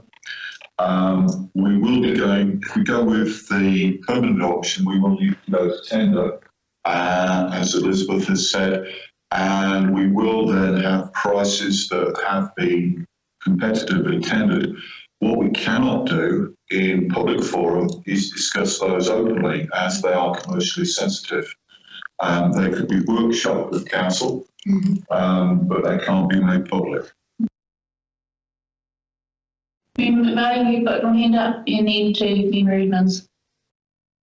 Yeah, kia ora. So I actually support getting the rubberised options as a temporary measure, and as fast as possible. They do make a difference, and glad that it's less likely to wreck the road. And I believe that they can be used again. So the investment in those, because they're screwed into the road. So I believe, and perhaps as a technical question for our staff member there, they could be put in, and when there is funding and options to put in the permanent ones, then those rubberised ones would already be owned by council, I presume, and then could be used elsewhere. Is that correct? Through the chair, that is correct. Depending on the amount of time that they're there, they are kind of set to a length for the carriageway width that is there. So we would have to find a similar road environment. There is potential for reuse by going with the temporary option. As I said, products have improved. They're looking at a 10-year design life, so it gives us that time to plan that permanentness. So the idea of a temporary rubberised raised crossing is that it's just going to be temporary until you build a permanent structure. Through the chair, just as a point of clarification, whichever option we go for, the lighting improvements will be of a permanent nature, and so they will be reusable for a permanent. My question was, both of the staff members here have emphasised the tender aspect, yet the number of times I sat in council meetings where the staff came back and made a case for direct award of contracts was stunning. So I'm just saying that. The length of time, a year, including tendering, which was a large part of it, not quite sure. So I'm just expressing my recollection of the number of times the staff asked for direct award with operating contracts. All right, we'll resume our standing orders. So I'll pass a motion to resume standing orders. Do I have a seconder for that, please? Thank you, Member Redmonds. So standing orders are now in place again, and we have a recommendation that has been moved and seconded. Can you just read that recommendation for us, please? Has it? The new recommendation. Can you read the recommendation and let us know whether it has or it hasn't? Did we make the one that Councillor Jesich made?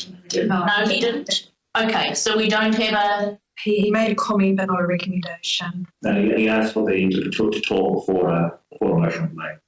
That's all. He asked for what? The comment was we wanted to discuss before a motion was made. No. Okay. All right. So we have no recommendation on the floor. Do we have anybody that wants to make a recommendation following our discussion this morning? Member McVeigh. Yes, I'll move that we have the recommendation put forward about putting 2 temporary rubberised crossings and associated lighting on Settlers Way or Kaikohe as identified in option 1 of the report. Kia ora.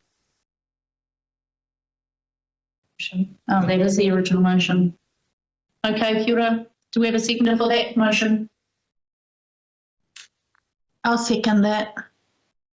Thank you, Member Fenia. We'll put that motion. So we discuss that motion. Yeah, I'm going to vote against that, because I think we should. My belief is that we should have by next meeting a better or an explanation of how these. I mean, I'm not asking for the tenders to come in. I'm not asking for any financial information, but I would like the engineers to come back and justify a $600,000 price tag for a permanent speed bump, because I'd like this to go permanent straight away, and I believe that the permanent one should cost less than 195, well less, and it's there forever. And yes, it might be a few months, but I mean, one death and goodness knows how many years we'll expect to get shortly. Yes, I'm waiting to start as quickly as possible, and I firmly believe that given there's good enough reason for a direct award here, and if we have to direct award it to Wayne Brown, talk to contractors who can put these things in for $19,000, then we go out, ring Wayne Brown and say, please, and give me their name.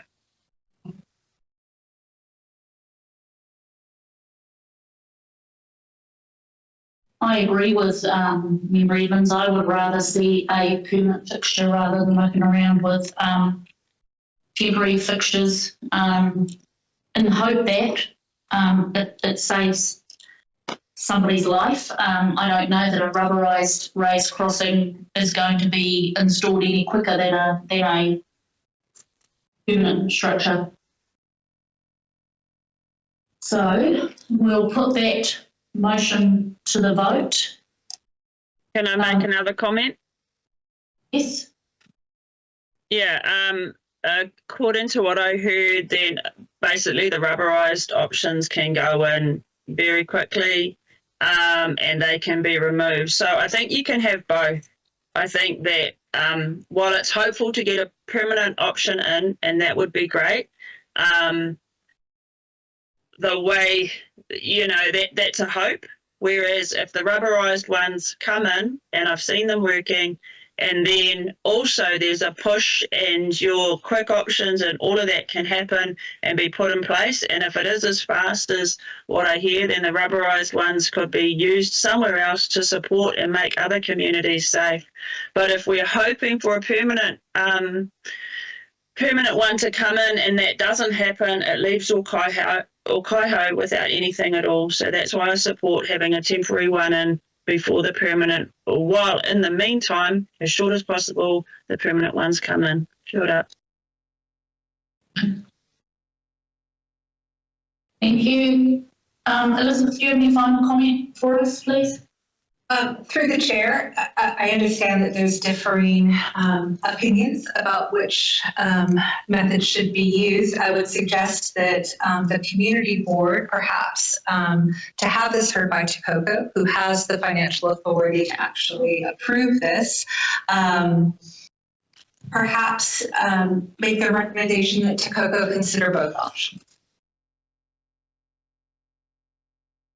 Thanks. Yes, so how many people we've got online? How many people we've got in you've got Harmony, Trinity, everybody. Hemophilia. You're on mute. Obviously, the permanent structure and is the ideal, and if it wasn't to do with money, but I think it needs to go to Te Kaikohe with our council members, because they've got their hands on the funding and the money side. My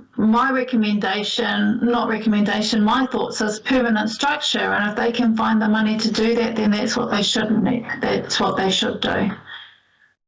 That's all I wanted to say. Councillor Visitor. We have the same motion that's been moved and seconded. We're just about to vote on it. That the Kaikohe Community Board recommend to. It's not the one I've got. Yeah. Who's moved that? Oh, that's the original. That's the original. Just move it. Oh, that it go to Te Kaikohe? No. No, that wasn't the original. No, the recommendation. The recommendation that goes to Kaikohe is option 1 as well. Yes, that the council fund installation. Jess, what was your recommendation? The one that I can see in front of me talks about putting in the temporary. Yeah, sorry, I've got to juggle between screens. Between tabs. Recommends to Te Kaikohe that the installation of the rubberised goes in. I mean, I could make an amendment on that, but progress the permanent option as fast as possible. I just think that as fast as possible might be slower than. I see no real disadvantage in putting in rubberised while the fastest possible permanent one goes in. So, yeah. I put in as is, but we could add to it if I'm allowed to do that at this point, while a permanent option is sought for a feasible, for the best price and as quickly as possible. Yeah, just answering Jess there, I think just put permanent in there because this is recommendation and council will then make a decision on how they actually go about and doing that the best possible way. So we don't have to instruct them how to actually do it. I put temporary one in there and then go permanent. So I'd say if that's the case, go to option 2 with the 2 permanent raised crossings. So if you want to leave it that way, Jess, then that's fine. Or I will signal that that's what I'd like to do is amendment to that. Are you happy to amend that, Jess, to include the installation of 2 people? Why don't you vote on this and then make it? Well, just to move things along. Sorry, I'm really struggling to hear when more than one person is speaking. But my understanding is Chicky just asked me, am I happy to amend it to what, sorry? To permanent. To include the permanent raised crossing. I have no trust that it's going to happen quickly, and I'd like something to go in. But so that's my movement, is that as quickly as possible we get traffic calming done while the exploration of an affordable and permanent option go in. That's what I'm happy about. If it goes to Te Kaikohe and they're going to decide what they're going to decide anyway, then I'm wondering why we're having this discussion. I can understand, okay. I can understand too. Yeah, the reason it's coming to us is that that's part of the consultation to actually go to the community board and saying, are you happy about this? So not really so much about how you do it or do it quickly. It's really saying, are you happy about having raised crossing there? And it sounds like everybody around the table, and sorry I was away, saying that we want a permanent one there. So that's why I'm saying that leave it up to, you could say more or less that we'll go for a permanent crossing like option 2, and that we wish it to be done as quickly as possible. And I think that gives you both concerns. Actually, I'd have it the other way around. We'd like a permanent one done as quickly as possible, but with temporary rubberised in the meantime for traffic safety. So I mean, that's what I would like to put forward. We'll put it into that then, Jesse, if necessary, because I don't know if they think it's necessary to do it that way. You know, I don't want us to be instructing people how to do. I think sure. I've just been involved in trying to get traffic calming in our division for many years, and things don't seem to work that quickly. No offence to anybody else. So I have seen the rubberised work, and if they can get that in quickly while everything else is sorted out, then I support that and I stand by that. Kia ora. Okay, I'll read the motion that we have here. That the Kaikohe Community Board recommend to Te Kaikohe Infrastructure Committee Council fund a permanent raised crossing and lighting on Settlers Way or Kaikohe as identified in option 2 with temporary rubberised raised crossing and associated lighting. If necessary, please. If necessary. Really need to put that if necessary, otherwise we are. With temporary rubberised crossings and associated lighting actioned if necessary. Yeah, otherwise we are giving instructions on how to do it. That's not right. So I'll move that recommendation. Do I have a seconder? Thank you, Mary. So I have a question more so for staff about how they feel about applying that if necessary and whether or not we want to put some timeframes around it so that the permanent solution is going to be like 6 months down the track. Is that what we consider necessary to then impose the temporary solution? That's not really the communication start, the communication to infrastructure, so that they can decide it separately. Yeah, it's going to keep it. Yeah, I'd say it's fine. It will be discussed around the council table as well. So I understand it working for me. I think we can sign up and we'll go from there. Are you okay? Yeah. So you can express like concern about the ridiculous costs of. Oh, definitely. I already have. Okay, we have that motion on the table. It's been moved and seconded. All those in favour? Aye. Thank you. Aye. It's been moved. Moving on to the next agenda item. Item 7.3 on page 21. Oh, with that. Thank you. Member Edmonds has moved the recommendation that the Kaikohe Community Board allocates rural travel fund funding in accordance with the recommendations received from Sport Northland as follows.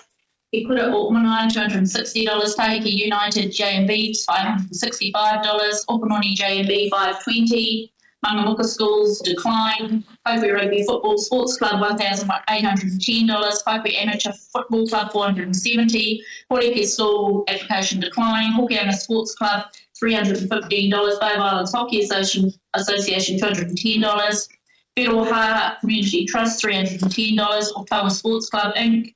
$630, Hokianga Women's Rugby, $420, a total of $5,510. I'll second that motion. Do we have any discussion around that?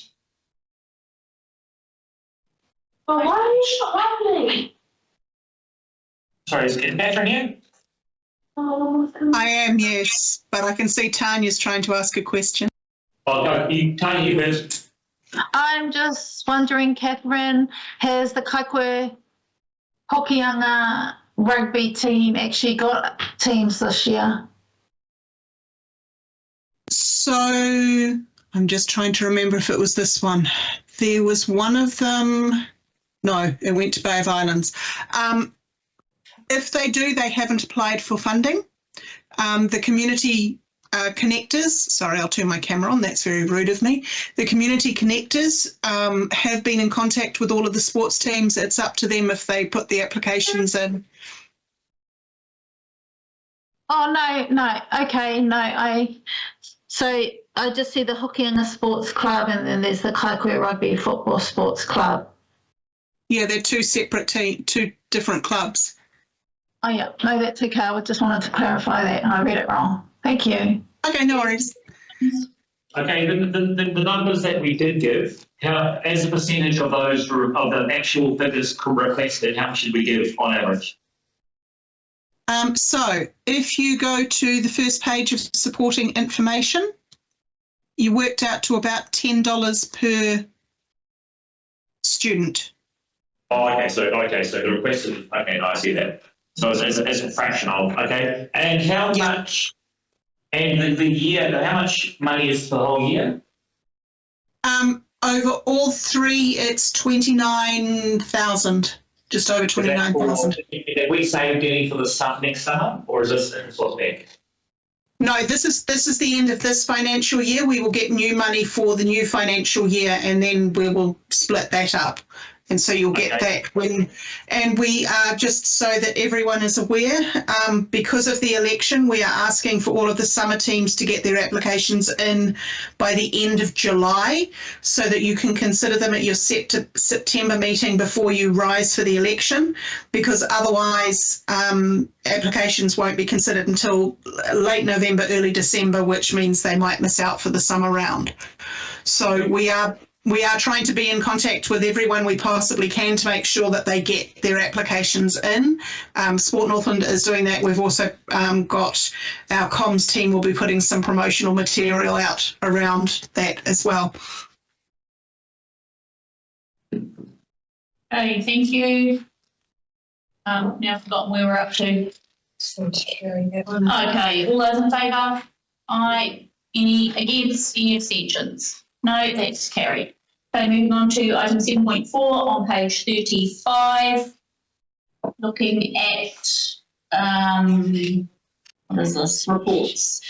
Recommendation that Kaikohe Hokianga Community Board note the project reports received from Kaikohe and District Sportsville regarding the fence, Kohu Community Library, Manaki Tinana Trust Car Park, Manaki Tinana Trust Floor Hire, South Hokianga Hall Committee Floor Polisher. I'll move those. That recommendation. Do I have a seconder? Second. Thank you. Research. Any discussion around any of those reports received? Yeah, the fence makes Kaikohe look so much nicer. Yes, it does. So does.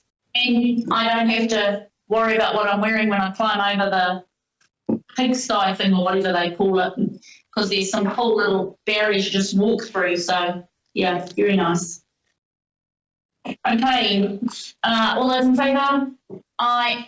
Any against? Any abstentions? That is carried. Moving now on to item 7.5 on pages 47 to 49.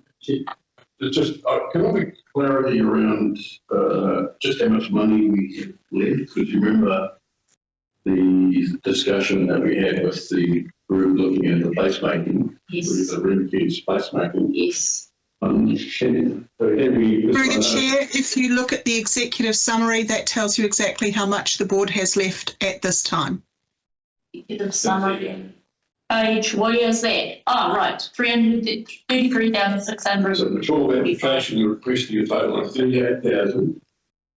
And then we're saying for most of those boards from the community grant fund account, and we have a fund of 4867 in the community board fund in the placemaking. So I'm just not sure how we're getting to the 38K. The 38K is what applicants have requested. It's not what the board has left. So when the applicants apply, they frequently apply for more money than the board has. But you see my point, I guess the board community grant fund, that's not the placemaking fund, or is it? Or you combine them both? How are we going to get to that? Yeah, that's what 4,867 plus 28,778 equals 33,645. Yeah. So the placemaking fund has got a different criteria around it. Like some of these applications, which are really quite good. You weren't here the last meeting, sorry. Okay, so we went through that. Because this board had so little funding left and there was a change in policy halfway through the year, and all of the money actually comes out of the same account code, same pot, we're not being as particular on whether on which pot it's coming out of, because come 1st of July, that's when we can really get stuck into it. Definitely for that, because then the ring fenced money that at the beginning of the year we put aside for the 50K. Right. Yeah, that's not included in this amount. So $50,000 was ring fenced at the very first meeting of this financial year. So that's been set aside and is not included in this amount because it's essentially already been assigned. That clarifies things. Thank you, Catherine. Thank you. Having go through each recommendation as they are stated on page 47. We'll start with the first recommendation. That's Kaikohe. Chair, I can see Jessie had her hand up. Sorry. Thank you. Member McVeigh. Just to clarify, we also have, for Catherine, we also have one more round. So this is our second to last funding round. Is that correct? Yes. Yeah. Thank you. And I've got one more question. Catherine, just checking my addition, the recommendations add up to around about 33,000, but the requests add up 38, is that right? That is correct, yes. So need to be aware of that We can't go. as we go through. Well, yeah, certainly. It is. It is. So, in effect, the recommendations are significantly less than what has been requested, and you'll notice that the very last recommendation there's a possibility of you holding some funding over and granting it out of next financial year's pot, but we'll worry about that one when we get there.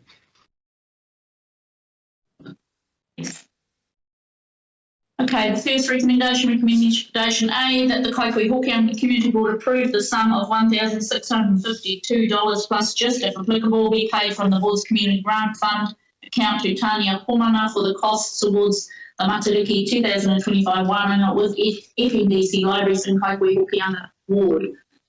I have a mover for that recommendation.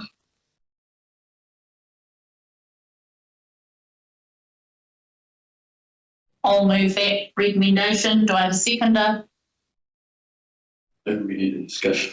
Yeah. Well, I'm just worried about that. How it's all going to be adding up. That's all. You've got 6 other grants here.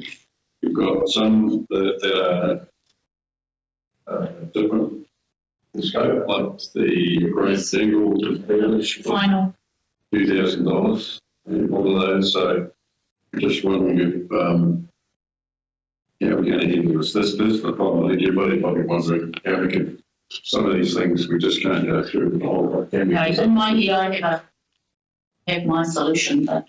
Or we hear your solution, please. Yeah, I'm listening to the final recommendation.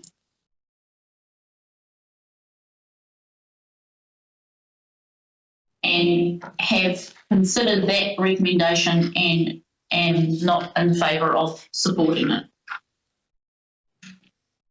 Which one are you talking about? Whole lot or? No, the final one. Through the chair, everything apart from the very final one, what I have recommended comes to a total of 17,257, as opposed to the 38,000 that has been requested. Okay, so just if you're checking this. Sorry. Can I move that we move into public excluded so that we can have a free and frank discussion about the predicament that we're in with having. That's not a public excluded reason, because even though it's sensitive to the public, but if you were saying, okay, look, we're going to discuss the applicants themselves, and they are natural people, and we wish to maintain their privacy. That would be right. Yes. Yes. Yeah, and I certainly want to talk about the applicants. Okay. Do we want to do that now, or do we want to save that for?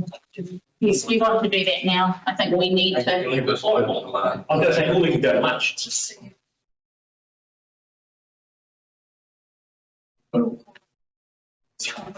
Yeah. No, we'll go through this.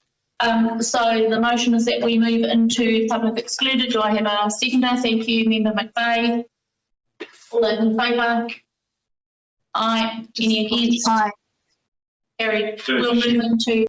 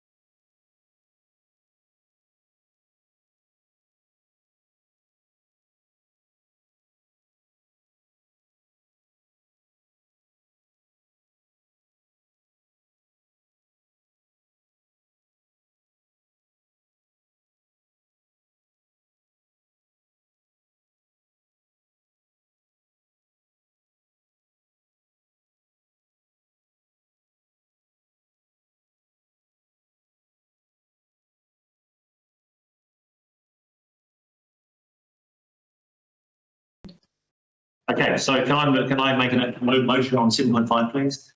Yes. I'd like to move that the entire recommendation A through M, excluding G and M, be moved as recommended.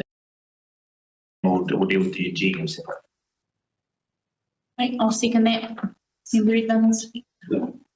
All those in favour? Aye. Aye. Any against? Carried. Okay, thank you. So we will move then to item And we're now going to deal with G. recommendation G on item 7.5 that the Kaikohe Hokianga Community Board approve the sum of $3,000 plus just, if applicable, be paid from the board's community grant fund account to Tupu Haere I Ki Te Rangi Totoro Titans Club for the cost towards running an after-school program for rangatahi. I'd like to move that we reconsider that next month. So we'll leave that to lie on the table. I'll second that. All those in favour? Aye. Any against? No, that's carried. Maybe.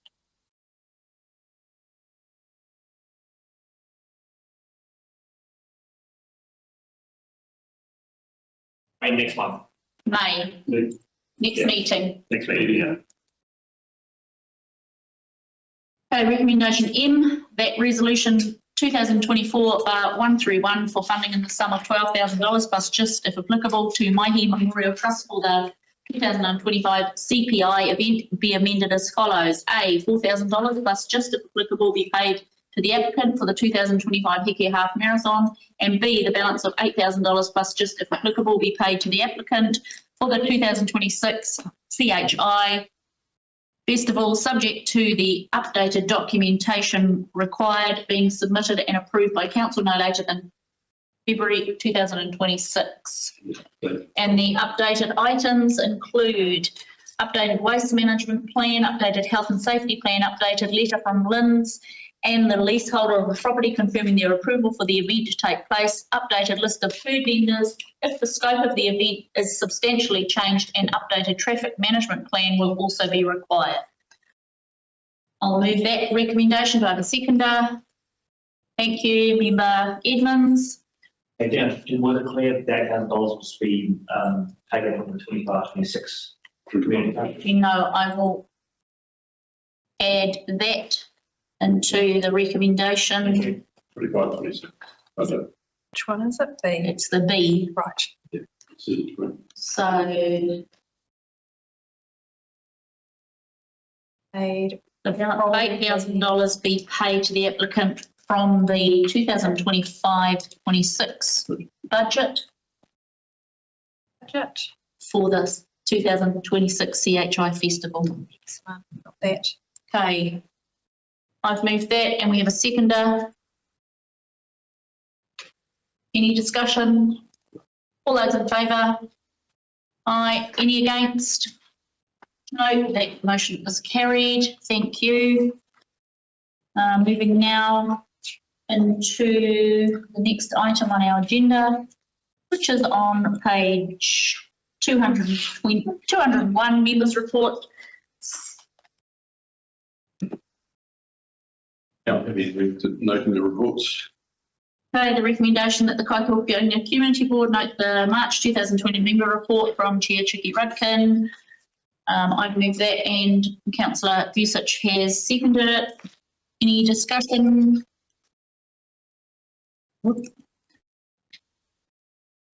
I'll move that motion. All those in favour?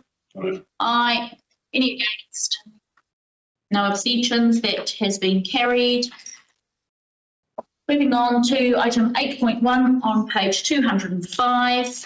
The recommendation is that the Kaikohe Hokianga Community Board receive the report Kaikohe Hokianga Community Hall Annual Information 2023-2024. I'll move that. Do I have a seconder? Thank you, Councillor Vusic. Any discussion around that? I do have one comment. I think with the halls that I think I was myself, I'm pleased to see the annual depreciation there in actuals. There is also potentially depreciation reserves. Can we have depreciation reserves? I don't see them there for each hall, please, included. We have a It doesn't have to say, but I'm just saying, just make a note to include the description in the horse report. But what's remaining? Is that not down on page Well, 2008, John? Is that page 2008 depreciation fund reserve? Is that? Oh, it's actually, but it's not listed to all though. No, renewals, withdrawals, depreciation.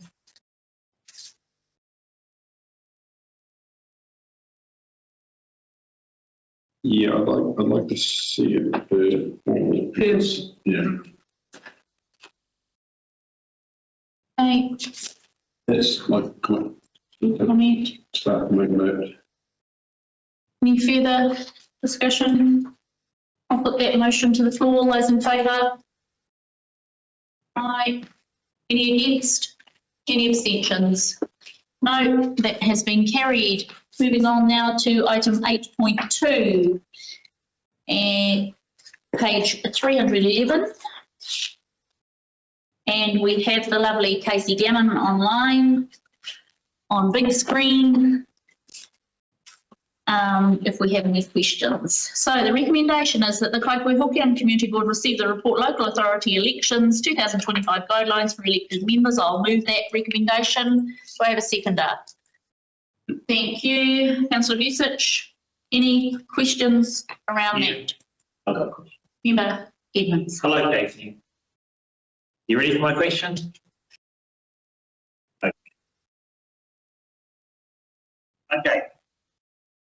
Discussion and next steps. Elected members will have access to necessary information but cannot use it for electioneering.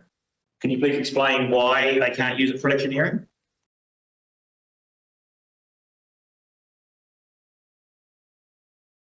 They have, and so is anyone else entitled to have it.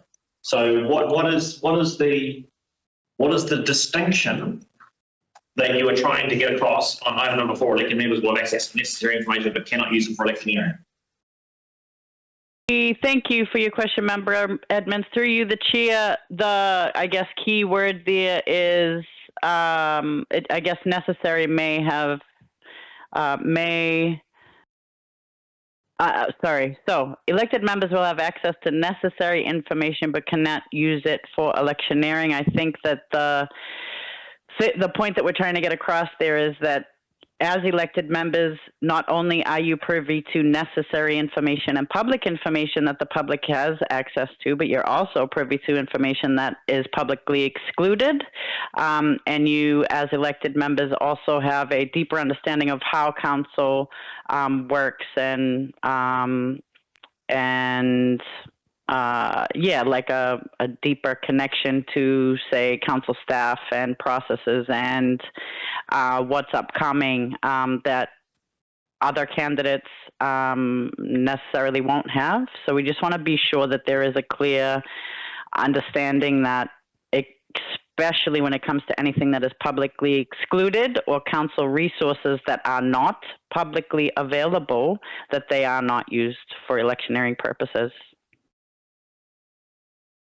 And to be fair, a very nebulous or cloudy explanation. I wonder whether or not you can point to the appropriate rule in legislation that is paraphrasing. Because what I would hate to do, Casey, is for you to come down on someone. I mean, I don't intend to run, so it's not for me. But what I'd like to do is if someone is using information that they gained from being an elected member that was perfectly okay for them to use, but you turned around and pointed to this saying you can't, I think it would be better pointing to the piece of legislation or the regulations or whatever the Electoral Act and actually using the words there rather than paraphrasing it, you know what I mean? Comment, and also wasn't wanting my background with the cloudiness to also cloud my response to you, Member Edmonds. I think the real clarity here is around publicly available and publicly excluded information that members are privy to, that other members of the public, candidate or not, So maybe you would, elected members were, it should say something like information that elected members have that the public cannot get, cannot be used. I mean, that would make it pretty clear, right? Sure, so the writing of the report could be different, but I will refer you to the appendix or the attachments provided by Taituara and by our electoral officer, Dale Osowski, if you need further clarification on what that looks like. And I'm happy to take anything that is specific offline. Remember, admins, if you have something. I see protocol 4, that's okay. Protocol 4 is quite clear, thank you. Yeah, and like with protocol 2, 1, 2, and 3 are pretty clear as well. And so all those sitting elected members just need to read through all that and see that. Now, Casey, I do have a question. There is actually a help available, isn't there? Should there be any doubt with elected members whether comment they're going to make is appropriate or not? Is that correct? Through the chair, yes, Councillor Usage, help in the way of, are you saying like access to our electoral officer, myself as deputy electoral officer, or if there is a particular issue that's contentious, such as the Māori Wood poll or something like that, we do have further guidance that has been provided to all elected members from Simpson Grayson as well. Is that the help that you were referring to, Councillor Usage? Pretty much, if the elected member has, because there's quite a bit, like the Māori Ward poll, for example, is going on. And if you have elected members making comments on things and they are a little bit unsure whether it breaches some of these protocols, I understand there is an advisory help available from staff. Absolutely. Yes, there is through the chair, Councillor Usage. We are on call to field any of those queries, and have been given the direction that, same as council staff or council offices, we currently connected to the U.S. governance. Current elected members, us as council staff, as council officers, must remain neutral. If there is a situation where somebody is going to run again, and there is electioneering happening, that must happen for any issue, contentious issue, that they may want to use as part of their election, must be done without using council resources and sort of very separate from their current and active elected member role, if that makes sense. So there has to be some way to differentiate for us our professional and personal capacity, and as a candidate standing for election, that would be considered your personal capacity, if that makes sense. Thank you. Thank you, Casey. We've moved and seconded that. All those in favour? Aye. Aye. Any against? No abstentions. That has been carried. Thank you. Moving on to item 8.3 on page 344, the Kaikohe Hokianga Community Board opening resolution sheet. Recommendation that the Kaikohe Hokianga Community Board receive the open resolution report as at 31st of March 2025. I'll move that. Do I have a seconder? Thank you, Councillor Visich. Any discussion around that resolution report?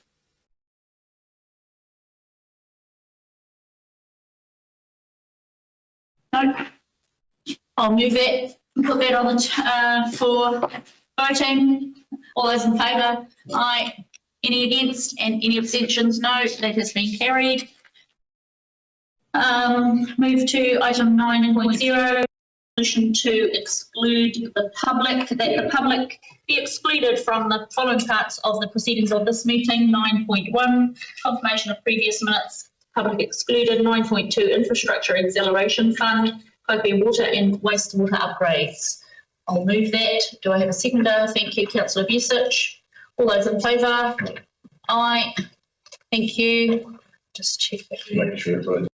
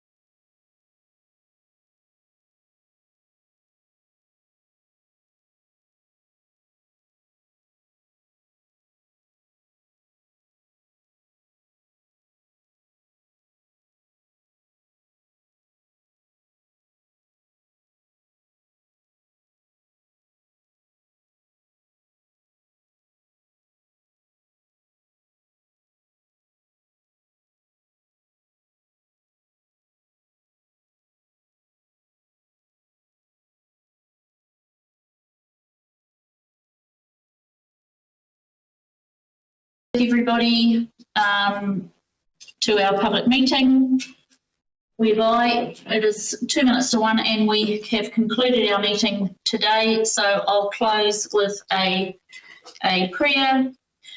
Kia whakairia te tapu, kia wātia ai te ara, kia turuki whakataha ai, kia turuki whakataha ai, hui, tāhi. Kia ora everybody, thank you. Thank you.